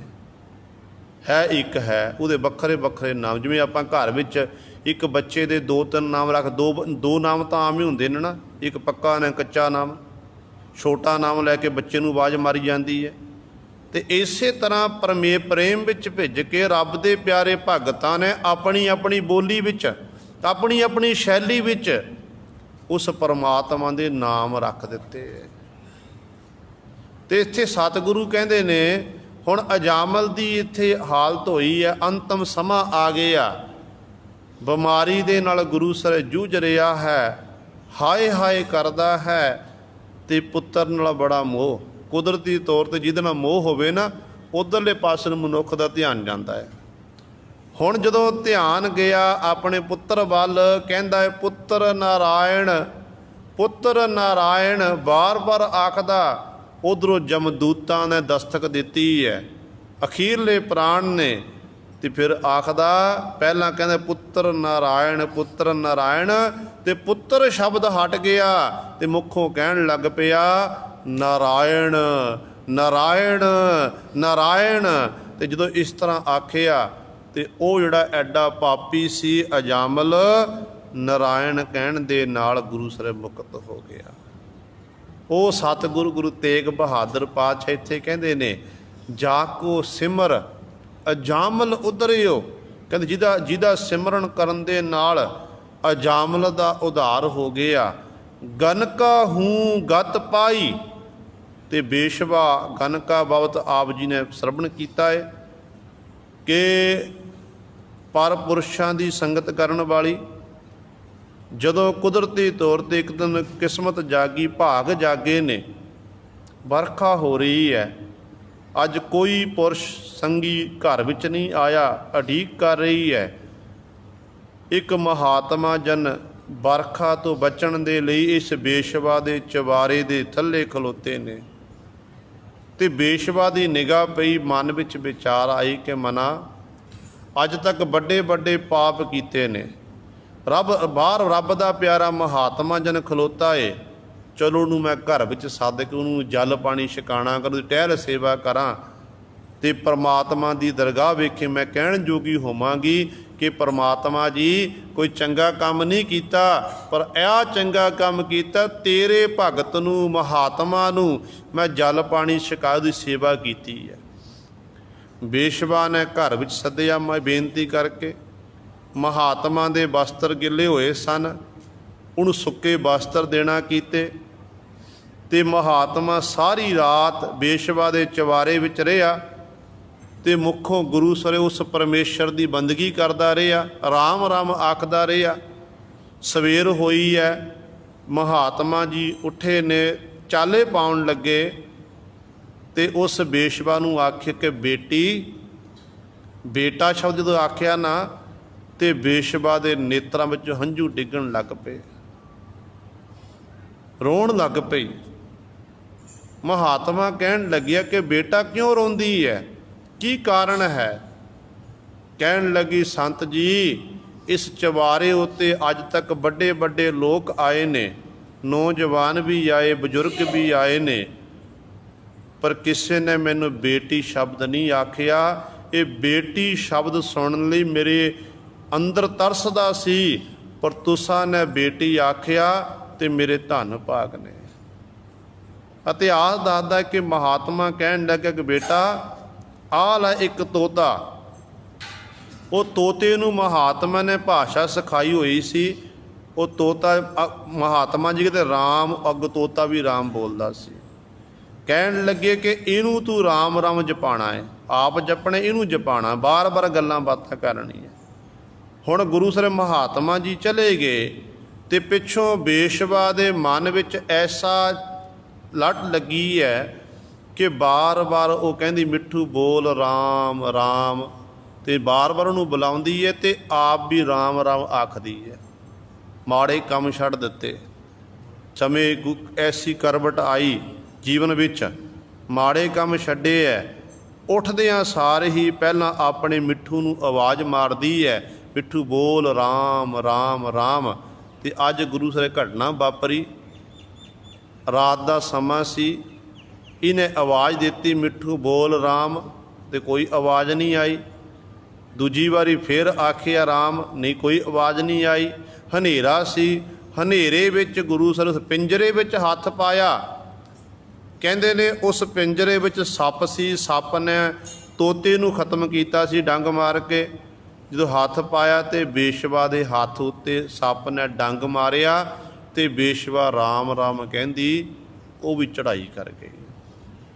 ਤੇ ਗੁਰੂ ਤੇਗ ਬਹਾਦਰ ਪਾਤਸ਼ਾਹ ਮਹਾਰਾਜ ਬਚਨ ਕਰਦੇ ਨੇ ਕਿ ਜਾਕੋ ਸਿਮਰ ਅਜਾਮਲ ਉਧਰਿਓ, ਗਨਕਾ ਹੂੰ ਗਤ ਪਾਈ। ਕਹਿੰਦੇ ਉਸ ਗਨਕਾ ਨੇ ਵੀ ਕਹਿੰਦੇ ਗਤ ਮੁਕਤੀ ਪ੍ਰਾਪਤ ਕਰ ਲਈ ਭਾਈ। ਜੇ ਇੱਕ ਗਨਕਾ, ਇੱਕ ਬੇਸ਼ਵਾ ਗਾਮੀ, ਇੱਕ ਗਨਕਾ ਗੁਰੂ ਸਾਹਿਬ ਉਹਦਾ ਉਧਾਰ ਹੋ ਸਕਦਾ ਹੈ, ਐ ਮਨੁੱਖ ਤੇਰਾ ਕਿਉਂ ਨਹੀਂ ਉਧਾਰ ਹੋ ਸਕਦਾ? ਤੂੰ ਕਿਉਂ ਨਹੀਂ ਉਸ ਮਾਲਕ ਦਾ ਸਿਮਰਨ ਕਰਦਾ? ਕਿਉਂ ਨਹੀਂ ਉਸ ਮਾਲਕ ਦੀ ਵਡਿਆਈ ਕਰਦਾ? ਕਿਉਂਕਿ ਮਾਲਕ ਦਾ ਮੁੱਢ ਕਦੀਮਾ ਤੋਂ ਇਹ ਸੁਭਾਅ ਹੈ ਕਿ ਜਿਸ ਨੇ ਵੀ ਉਸ ਮਾਲਕ ਦੀ ਸ਼ਰਨ ਤੱਕ ਲਈ ਨਾ, ਉਹਨਾਂ ਦੀ ਮਾਲਕ ਫਿਰ ਸਹਾਇਤਾ ਕਰਦਾ, ਇਸ ਲੋਕ ਵਿੱਚ ਵੀ ਤੇ ਪਰਲੋਕ ਦੇ ਵਿੱਚ ਵੀ। ਤੇ ਸਤਿਗੁਰੂ ਅਗਲੀ ਪੰਗਤੀ 'ਚ ਬਖਸ਼ਿਸ਼ ਕਰ ਰਹੇ ਹਨ, ਰਹਾਉ ਪੰਚਾਲੀ ਕੋ ਰਾਜ ਸਭਾ ਮਹਿ, ਰਾਮ ਨਾਮ ਸੁਧ ਆਈ, ਤਾਕੋ ਦੁਖ ਹਰਿਓ ਕਰਨਾ ਮੈਂ, ਆਪਣੀ ਪੈਜ ਵਡਾਈ। ਹੁਣ ਰਹਾਉ ਵਾਲੀ ਪੰਗਤੀ 'ਚ ਵਿਸ਼ਰਾਮ ਦੇ ਕੇ ਰੁਕ ਕੇ ਗੁਰੂ ਸਾਹਿਬਾਨ ਜੀ ਅਗਲੀ ਉਦਾਹਰਣ ਦਿੰਦੇ ਪੰਚਾਲੀ। ਪੰਚਾਲੀ ਤੋਂ ਭਾਵ ਹੈ ਦ੍ਰੋਪਤਾ। ਆਪ ਜੀ ਨੇ ਮਹਾਭਾਰਤ ਬਾਰੇ ਸੁਣਿਆ ਹੈ, ਦੇਖਿਆ ਹੈ ਕਿ ਪੰਜਾਂ ਪਾਂਡਵਾਂ ਦੀ ਇਸਤਰੀ ਸੀ ਦ੍ਰੋਪਦੀ, ਜਿਸ ਕਰਕੇ ਨਾਮ ਪੈ ਗਿਆ ਪੰਚਾਲੀ। ਤੇ ਇਹਦੇ ਬਾਬਤ ਕੈਰਵਾਂ ਤੇ ਪਾਂਡਵਾਂ ਦਾ ਯੁੱਧ ਹੋਇਆ, ਜੋ ਆਪ ਜੀ ਸਾਰੇ ਜਾਣਦੇ ਹੋ। ਜੂਆ ਖੇਡਣ ਦੀ ਰਾਜੇ ਮਹਾਰਾਜੇ ਨੂੰ ਆਦਤ ਹੁੰਦੀ ਹੈ। ਜੂਆ ਖੇਡਿਆ ਕੈਰਵਾਂ ਤੇ ਪਾਂਡਵਾਂ ਨੇ, ਐਸੀ ਖੇਡ ਵਰਤੀ ਕਿ ਜੂਏ ਦੇ ਵਿੱਚ ਆਪਣਾ ਸਭ ਕੁਝ ਹਾਰ ਗਏ, ਰਾਜ ਭਾਗ ਸਭ ਕੁਝ ਖਤਮ ਕਰ ਲਿਆ। ਇੱਥੋਂ ਤੱਕ ਆਪਣੇ ਇਖਲਾਕ ਤੋਂ ਡਿੱਗ ਗਏ, ਐਸਾ ਨੀਚ ਕਰਮ ਕੀਤਾ ਕਿ ਆਪਣੀ ਘਰ ਵਾਲੀ ਦ੍ਰੋਪਤਾ ਨੂੰ ਵੀ ਦਾਅ ਉੱਤੇ ਲਾ ਦਿੱਤਾ। ਦ੍ਰੋਪਤਾ ਨੂੰ ਦਾਅ ਉੱਤੇ ਲਾਇਆ ਤੇ ਦ੍ਰੋਪਤਾ ਵੀ ਗੁਰੂ ਸਵਾਰਿਓ ਹਾਰ ਗਏ। ਹੁਣ ਦੁਰਯੋਧਨ ਨੇ ਆਪਣੀ ਪੁਰਾਣੀ ਜਿੱਦ ਕੱਢਣ ਦੀ ਕੋਸ਼ਿਸ਼ ਕੀਤੀ। ਜਿਹੜੀ ਦ੍ਰੋਪਤਾ ਸੀ ਨਾ, ਇਹਦੇ ਬਾਬਤ ਇਤਿਹਾਸਕਾਰ ਲਿਖਦੇ ਨੇ ਕਹਿੰਦੇ ਬੜੀ ਬਹੁਤ ਵਧੀਆ ਇਹ ਚਿੱਤਰਕਾਰੀ ਕਰਦੀ ਸੀ। ਮਾਨੋ ਜਿਵੇਂ ਆਪਾਂ ਧਰਤੀ ਉੱਤੇ ਵਿਚਰਦੇ ਹਾਂ, ਇੱਕ ਪਾਸੇ ਪਾਣੀ ਧਰਤੀ ਉੱਤੇ ਹੋਵੇ, ਇੱਕ ਪਾਸੇ ਧਰਤੀ ਮਿੱਟੀ ਹੋਵੇ, ਸਾਨੂੰ ਪਤਾ ਲੱਗਦਾ ਕਿ ਇਹ ਮਿੱਟੀ ਹੈ, ਇਹ ਪਾਣੀ ਹੈ, ਇੱਧਰਲੇ ਪਾਸੇ ਨਹੀਂ ਜਾਣਾ, ਆਪਾਂ ਸੁੱਕੇ ਸੁੱਕੇ ਜਾਣਾ ਹੈ। ਕਿ ਦ੍ਰੋਪਤਾ 'ਚ ਇਹ ਕਲਾ ਸੀ, ਜਿਹੜੀ ਮਿੱਟੀ ਵਾਲੀ ਥਾਂ ਸੀ ਉੱਥੇ ਉਹਨੇ ਇਸ ਤਰ੍ਹਾਂ ਚਿੱਤਰ ਬਣਾਉਣਾ ਕੀਤਾ ਕਿ ਮਾਨੋ ਉੱਥੇ ਪਾਣੀ ਜਾਪਦਾ ਸੀ। ਜਿੱਥੇ ਗੁਰੂ ਸਵਾਰਿਓ ਪਾਣੀ ਸੀ ਉੱਥੇ ਇਸ ਤਰ੍ਹਾਂ ਚਿੱਤਰ ਬਣਾਇਆ ਕਿ ਮਾਨੋ ਮਿੱਟੀ ਜਾਪਦੀ ਸੀ। ਤੇ ਦੁਰਯੋਧਨ ਤੇ ਇਹਦੇ ਪਰਿਵਾਰ ਨੂੰ ਘਰ ਦੇ ਵਿੱਚ ਪ੍ਰਸ਼ਾਦਾ ਛਕਣ ਲਈ ਸੱਦਣਾ ਕੀਤਾ। ਪ੍ਰਸ਼ਾਦਾ ਛਕਣ ਲਈ ਆਏ। ਜਦੋਂ ਹੁਣ ਦੁਰਯੋਧਨ ਦੇਖਿਆ ਇੱਕ ਪਾਸੇ ਪਾਣੀ ਹੈ, ਇੱਕ ਪਾਸੇ ਮਿੱਟੀ, ਇਹ ਧਰਤੀ ਹੈ, ਉਹ ਜਿਹੜਾ ਭੁਲੇਖਾ ਨੂੰ ਐਸਾ ਪਿਆ ਕਿ ਜਿੱਧਰਲੇ ਪਾਸੇ ਪਾਣੀ ਦੇਖਣ ਨੂੰ ਉਹ ਇਸ ਧਰਤੀ ਜਾਪਦੀ ਸੀ, ਮਿੱਟੀ ਜਾਪਦੀ ਸੀ, ਉੱਧਰਲੇ ਪਾਸੇ ਕਦਮ ਰੱਖਿਆ ਤੇ ਪਾਣੀ ਦੇ ਵਿੱਚ ਡਿੱਗ ਗਿਆ। ਰਿਸ਼ਤੇ ਵਿੱਚ ਦ੍ਰੋਪਤਾ ਭਰਜਾਈ ਵੀ ਲੱਗਦੀ ਸੀ, ਕਿਉਂਕਿ ਤਾਏ ਚਾਚੇ ਦੇ ਕੌਰਵ ਤੇ ਪਾਂਡਵ ਦੋਨੋਂ ਭਰਾ ਸੀ ਆਪਸ ਵਿੱਚ, ਤੇ ਭਰਜਾਈ ਵੀ ਲੱਗਦੀ। ਨਾਲ ਉਹਨੇ ਹਾਸ ਮਜ਼ਾਕ ਵੀ ਕੀਤਾ ਤੇ ਨਾਲ ਮੁੱਖੋਂ ਤਾਨਾ ਮਾਰ ਦਿੱਤਾ ਕਿ ਅੰਨੇ ਦਾ ਪੁੱਤ ਅੰਨਾ, ਕਿਉਂਕਿ ਜਿਹੜਾ ਇਹਦਾ ਧ੍ਰਿਤਰਾਸ਼ਟਰ ਸੀ, ਇਹਨਾਂ ਦਾ ਪਿਤਾ, ਦੁਰਯੋਧਨ ਦਾ ਪਿਤਾ, ਉਹ ਨੇਤਰਾਂ ਤੋਂ ਮਨਾਖਾ ਸੀ। ਦ੍ਰੋਪਤਾ ਨਾਲੇ ਹੱਸਦੀ ਹੈ, ਨਾਲੇ ਕਹਿੰਦੀ ਹੈ ਅੰਨੇ ਦਾ ਪੁੱਤ ਅੰਨਾ। ਇਹ ਤਾਨਾ ਮਾਰਿਆ ਤੇ ਦੁਰਯੋਧਨ ਨੂੰ ਬੜਾ ਦੁੱਖ ਲੱਗਿਆ ਤੇ ਮਨ ਵਿੱਚ ਇਹ ਧਾਰਨ ਕਰ ਲਿਆ ਕਿ ਸਮਾਂ ਆਵੇਗਾ ਤੈਨੂੰ ਮੈਂ ਦੱਸਾਂਗਾ ਕਿ ਅੰਨੇ ਦਾ ਪੁੱਤ ਅੰਨਾ ਕੀ ਹੁੰਦਾ ਹੈ। ਅੱਜ ਗੁਰੂ ਸਵਾਰਿਓ ਉਹ ਸਮਾਂ ਆ ਗਿਆ। ਦ੍ਰੋਪਤਾ ਨੂੰ ਦਾਅ ਵਿੱਚ ਲਾਇਆ, ਪਾਂਡਵ ਹਾਰ ਗਏ ਤੇ ਦੁਰਯੋਧਨ ਨੂੰ ਉਸ ਜਿਹੜੇ ਬੋਲ ਸਨ, ਜਿਹੜੇ ਕੰਨਾਂ ਵਿੱਚ ਬਾਰ-ਬਾਰ ਗੂੰਜਦੇ ਸੀ ਕਿ ਅੰਨੇ ਦਾ ਪੁੱਤ ਅੰਨਾ, ਆਪਣੇ ਭਰਾਤਾ ਦੁਸ਼ਾਸਨ ਨੂੰ ਆਖ ਦਿੱਤਾ ਕਿ ਇਹ ਦੁਸ਼ਾਸਨ, ਦ੍ਰੋਪਤਾ ਨੂੰ ਤੂੰ ਕੇਸਾਂ ਤੋਂ ਘਸੀਟ ਕੇ ਇਸ ਸਭਾ ਵਿੱਚ ਲੈ ਕੇ ਆ। ਕੇਸਾਂ ਤੋਂ ਪਕੜ ਕੇ ਦੁਸ਼ਾਸਨ ਲੈ ਕੇ ਆਇਆ।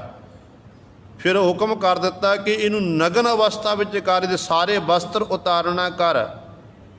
ਤੇ ਉਦੋਂ ਦ੍ਰੋਪਤਾ ਗੁਰੂ ਸਵਾਰੇ ਕਦੇ ਦੇਖਦੀ ਹੈ, ਪੰਜਾਂ ਪਾਂਡਵਾਂ ਆਪਣੇ ਪਤੀਆਂ ਵੱਲ ਤੱਕਦੀ ਹੈ ਕਿ ਇਹ ਮੇਰੀ ਸਹਾਇਤਾ ਕਰਨਗੇ, ਪਰ ਉਹਨਾਂ ਨੇ ਨੀਵੀਂ ਪਾਈ ਹੋਈ ਹੈ।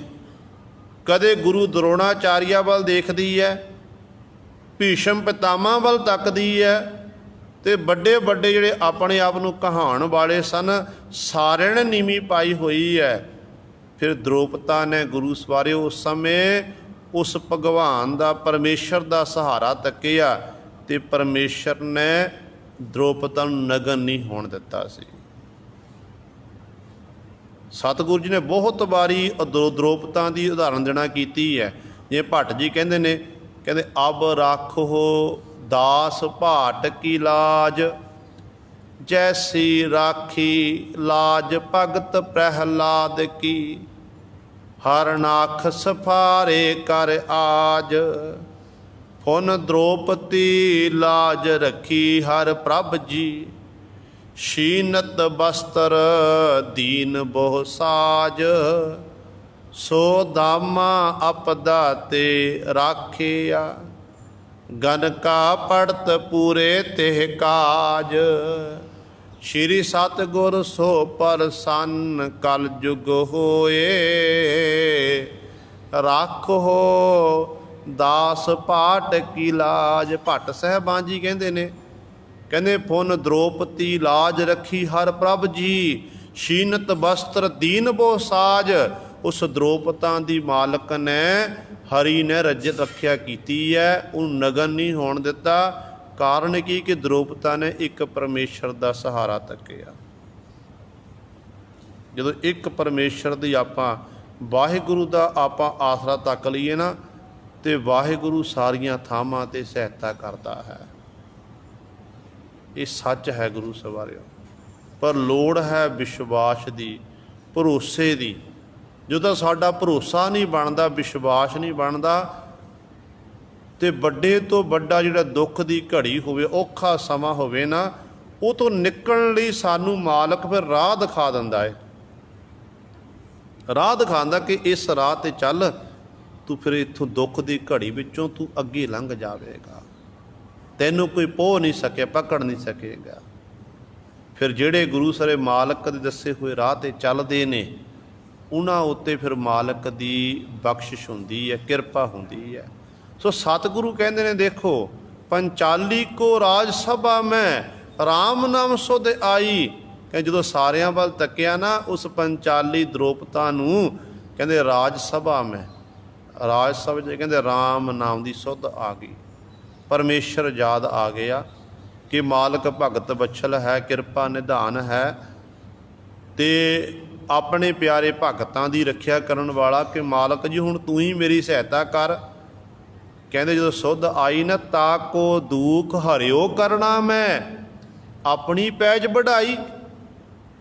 ਉਸ ਦ੍ਰੋਪਤਾ ਨੇ ਇਕਾਗਰ ਚਿੱਤ ਹੋ ਕੇ ਉਸ ਵਾਹਿਗੁਰੂ ਦੇ ਚਰਨਾਂ 'ਚ, ਪ੍ਰਭੂ ਦੇ ਚਰਨਾਂ 'ਚ ਬੇਨਤੀ ਕੀਤੀ, ਤੇ ਕਰਨਾ ਮੈਂ ਕਿਰਪਾ ਦੇ ਖਜ਼ਾਨੇ ਮਾਲਕ ਨੇ ਕਹਿੰਦੇ ਐਸੀ ਬਖਸ਼ਿਸ਼ ਕੀਤੀ, ਉਸ ਦ੍ਰੋਪਤਾ ਦਾ ਦੁੱਖ ਹਰਿਓ, ਕਿਰਪਾ ਕਰਕੇ ਦੁੱਖ ਦੂਰ ਕਰ ਦਿੱਤਾ। ਭਾਵ ਪਰਮਾਤਮਾ ਨੇ ਉਹਨੂੰ ਨਗਨ ਨਹੀਂ ਹੋਣ ਤੋਂ ਦੀ ਪੈਜ ਰੱਖਣਾ ਕੀਤੀ, ਆਪਣੀ ਪੈਜ ਵਢਾਈ। ਜਿਹੜੀ ਮੁੱਢ ਕਦੀਮਾਂ ਤੋਂ ਪਰਮੇਸ਼ਰ ਬਾਬਤ ਆਖਿਆ ਜਾਂਦਾ ਨਾ, ਕਿ ਪਰਮਾਤਮਾ ਆਪਣੇ ਪਿਆਰੇ ਭਗਤਾਂ ਦੀ ਰੱਖਿਆ ਕਰਦਾ ਹੈ, ਪਰਮਾਤਮਾ ਦਾ ਇਹ ਆਪਣੇ ਪਿਆਰੇ ਭਗਤਾਂ ਦੀ ਪੈਜ ਰੱਖਦਾ ਹੈ, ਕਹਿੰਦੇ ਉਹ ਵਢਾ ਦਿੱਤੀ। ਲੋਕਾਂ ਦਾ ਵਿਸ਼ਵਾਸ ਬਣ ਗਿਆ, ਵਿਸ਼ਵਾਸ ਕਿ ਜੇ ਦ੍ਰੋਪਦਾ ਨੂੰ ਬਚਾ ਲਿਆ, ਕਿ ਸਾਨੂੰ ਵੀ ਬਚਾ ਸਕਦਾ ਹੈ। ਹੁਣ ਦੇਖੋ, ਗੁਰੂ ਸਵਾਰੇ ਆਪਾਂ ਜੇ ਗੁਰਸਿੱਖਾਂ ਦੀ ਗੱਲ ਕਰੀਏ, ਗੁਰੂ ਸਾਹਿਬਾਨ ਦੇ ਸਮੇਂ ਦੀ ਗੱਲ ਕਰੀਏ, ਤੇ ਕਿੰਨੇ ਸਿੱਖ ਹੋਏ ਨੇ ਸਤਿਗੁਰ ਦੇ, ਜਿਨ੍ਹਾਂ ਉੱਤੇ ਔਖਾ ਸਮਾਂ ਆਇਆ ਤੇ ਆਪਣੇ ਗੁਰੂ ਨੂੰ ਆਰਾਧਨਾ ਕੀਤਾ, ਗੁਰੂ ਨੂੰ ਚੇਤੇ ਕੀਤਾ, ਤੇ ਗੁਰੂ ਨੇ ਹੱਥ ਦੇ ਕੇ ਰੱਖਿਆ ਕੀਤੀ ਹੈ। ਆਪਾਂ ਸਤਿਗੁਰ ਦੇ ਬਚਨ ਪੜ੍ਹਦੇ ਆ ਨਾ, ਕਿ ਔਖੀ ਘੜੀ ਨਾ ਦੇਖਣ ਦੇਈ ਆਪਣਾ ਬਿਰਦ ਸੰਭਾਲੇ, ਹਾਥ ਦੇ ਰਾਖੇ ਕਰ ਆਪਣੇ ਸਾਸ ਸਾਸ ਪ੍ਰਤਪਾਲੇ। ਪ੍ਰਭ ਸਿਉ ਲਾਗ ਰਹਿਓ ਮੇਰਾ ਚੀਤ, ਆਦ ਅੰਤ ਪ੍ਰਭ ਸਦਾ ਸਹਾਈ। ਤਨ ਹਮਾਰਾ ਮੀਤ ਮਨ ਬਿਲਾਸ ਭਏ ਸਾਹਿਬ ਕੇ, ਅਚਰਜ ਦੇਖ ਬਡਾਈ। ਹਰ ਸਿਮਰ ਸਿਮਰ ਆਨੰਦ ਕਰ ਨਾਨਕ, ਪ੍ਰਭ ਪੂਰਨ ਪੈਜ ਰਖਾਈ। ਹੁਣ ਸ਼ਬਦ ਹੈ ਔਖੀ ਘੜੀ ਨਾ ਦੇਖਣ ਦੇਈ, ਤੇ ਬਹੁਤ ਤਾਦਾਦ ਵਿੱਚ ਆਪਾਂ ਪੜ੍ਹ ਦਿੰਦੇ ਹਾਂ ਔਖੀ ਘੜੀ ਨਾ ਦੇਖਣ ਦੇਈ, ਜੋ ਅਰਥ ਬਦਲ ਜਾਂਦੇ ਨੇ। ਇੱਕ ਵੱਲੋਂ ਬੇਨਤੀ ਨਹੀਂ ਹੈ, ਬਹੁ ਬਚਨ ਹੈ ਇੱਥੇ, ਔਖੀ ਘੜੀ ਨਾ ਦੇਖਣ ਦੇਈ। ਬਿੰਦੀ ਤੋਂ ਰਹਿਤ ਇਹ ਪਾਠ ਕਰਨਾ ਹੈ ਕਿ ਪਰਮਾਤਮਾ ਆਪਣੇ ਪਿਆਰਿਆਂ ਨੂੰ ਔਖਾ ਸਮਾਂ ਨਹੀਂ ਦੇਖਣ ਦਿੰਦਾ ਹੈ। ਜੇ ਆਪਾਂ ਔਖੀ ਘੜੀ ਨਾ ਦੇਖਣ ਦੇਈ, ਫਿਰ ਇੱਕ ਵੱਲੋਂ ਬੇਨਤੀ ਹੋਣੀ ਕਿ ਪਰਮਾਤਮਾ ਆਪਣੇ ਨੂੰ, ਕਿ ਇਹ ਪਰਮਾਤਮਾ ਸਾਨੂੰ ਔਖੀ ਘੜੀ ਨਾ ਦੇਖਣ ਦੇ, ਇੱਕ ਵੱਲੋਂ ਬੇਨਤੀ ਹੋ ਜਾਣੀ। ਨਹੀਂ, ਬਿੰਦੀ ਤੋਂ ਰਹਿਤ ਪਾਠ ਕਰਨਾ, ਔਖੀ ਘੜੀ ਨਾ ਦੇਖਣ ਦੇਈ, ਕਿ ਪਰਮਾਤਮਾ ਵਾਹਿਗੁਰੂ ਜਿਹੜਾ ਹੈ ਆਪਣੇ ਪਿਆਰਿਆਂ ਨੂੰ, ਭਗਤਾਂ ਨੂੰ, ਗੁਰਸਿੱਖਾਂ ਨੂੰ ਔਖਾ ਸਮਾਂ ਨਹੀਂ ਦੇਖਣ ਦਿੰਦਾ। ਉਹ ਹਰ ਸਮੇਂ ਮਾਲਕ ਬਾਂਹ ਪਕੜਦਾ ਹੈ। ਸੋ ਸਤਿਗੁਰੂ ਕਹਿੰਦੇ ਨੇ, ਆਪਣੀ ਪੈਜ ਵਢਾਈ ਤਾਕੋ ਦੁਖ ਹਰਿਓ ਕਰਨਾ ਮੈਂ। ਆਪਣੀ ਪੈਜ ਵਢਾਈ ਉਸ ਮਾਲਕ ਨੇ ਬਖਸ਼ਿਸ਼ ਕੀਤੀ, ਆਪਣੀ ਪੈਜ ਵਢਾਤੀ। ਦੁਨੀਆ ਵਿੱਚ ਇਹ ਪ੍ਰਸਿੱਧ ਹੋ ਗਿਆ ਕਿ ਮਾਲਕ ਹੀ ਹਰ ਸਮੇਂ ਜੀਵਾਂ ਦੀ ਰੱਖਿਆ ਕਰਨ ਵਾਲਾ ਹੈ, ਉਹੀ ਬਾਂਹ ਪਕੜਨ ਵਾਲਾ ਹੈ। ਜੇਹ ਨਰ ਜਸ ਕਿਰਪਾ ਨਿਧ ਗਾਇਓ, ਤਾਕੋ ਭਇਓ ਸਹਾਈ। ਅਖੀਰਲੀਆਂ ਪੰਕਤੀਆਂ 'ਚ ਗੁਰੂ ਸਾਹਿਬਾਨ ਜੀ ਬਖਸ਼ਿਸ਼ ਕਰਦੇ ਨੇ ਕਿ ਜੇਹ ਨਰ, ਜਿਹੜੇ ਨਰ ਮਨੁੱਖ ਨੇ, ਜਸ ਕਿਰਪਾ ਨਿਧ ਗਾਏ, ਕਿਰਪਾ ਦੇ ਨਿਧ ਖਜ਼ਾਨੇ ਪਰਮੇਸ਼ਰ ਦਾ ਕਹਿੰਦੇ ਜਸ ਗਾਣਾ ਕੀਤਾ, ਵਡਿਆਈ ਕੀਤੀ ਹੈ, ਗੁਣ ਗਾਏ ਨੇ। ਤਾਕੋ ਭਇਓ ਸਹਾਈ। ਜਦੋਂ ਵੀ ਫਿਰ ਉਸ ਜੀਵ ਨੂੰ ਕਿਸੇ ਪ੍ਰਕਾਰ ਦੀ ਲੋੜ ਪਈ ਨਾ, ਤੇ ਉਦੋਂ ਪਰਮਾਤਮਾ ਨੇ ਉਹਦੀ ਸਹਾਇਤਾ ਕੀਤੀ ਹੈ। ਹਰ ਸਮੇਂ ਸਹਾਇਤਾ ਕਰਦਾ ਹੈ। ਬਚਪਨ ਤੋਂ ਲੈ ਕੇ ਅੰਤ ਸਮੇਂ ਤੱਕ ਪਰਮਾਤਮਾ ਸਾਡੀ ਸਹਾਇਤਾ ਕਰਦਾ ਹੈ, ਪਰ ਆਪਾਂ ਸਮਝਦੇ ਨਹੀਂ ਹਾਂ। ਪਲ ਪਲ ਵਿੱਚ ਰੋਟੀ ਦੇ ਰਿਹਾ ਸਾਨੂੰ ਖਾਣ ਲਈ, 7 ਪੈਰ ਸਹੀ ਸਲਾਮਤ ਦਿੱਤੇ ਨੇ, ਨੇਤਰਾਂ ਨੂੰ ਸਾਨੂੰ ਲਾਈਟ ਦਿੱਤੀ ਹੈ, ਰੋਸ਼ਨੀ ਦਿੱਤੀ ਹੈ। ਉਹਨਾਂ ਨੂੰ ਪੁੱਛ ਕੇ ਦੇਖੋ ਜਿਹਨਾਂ ਨੂੰ ਇੱਕ ਸਮੇਂ ਦਾ ਪ੍ਰਸ਼ਾਦਾ ਮਸਾ ਨਸੀਬ ਹੁੰਦਾ ਹੈ।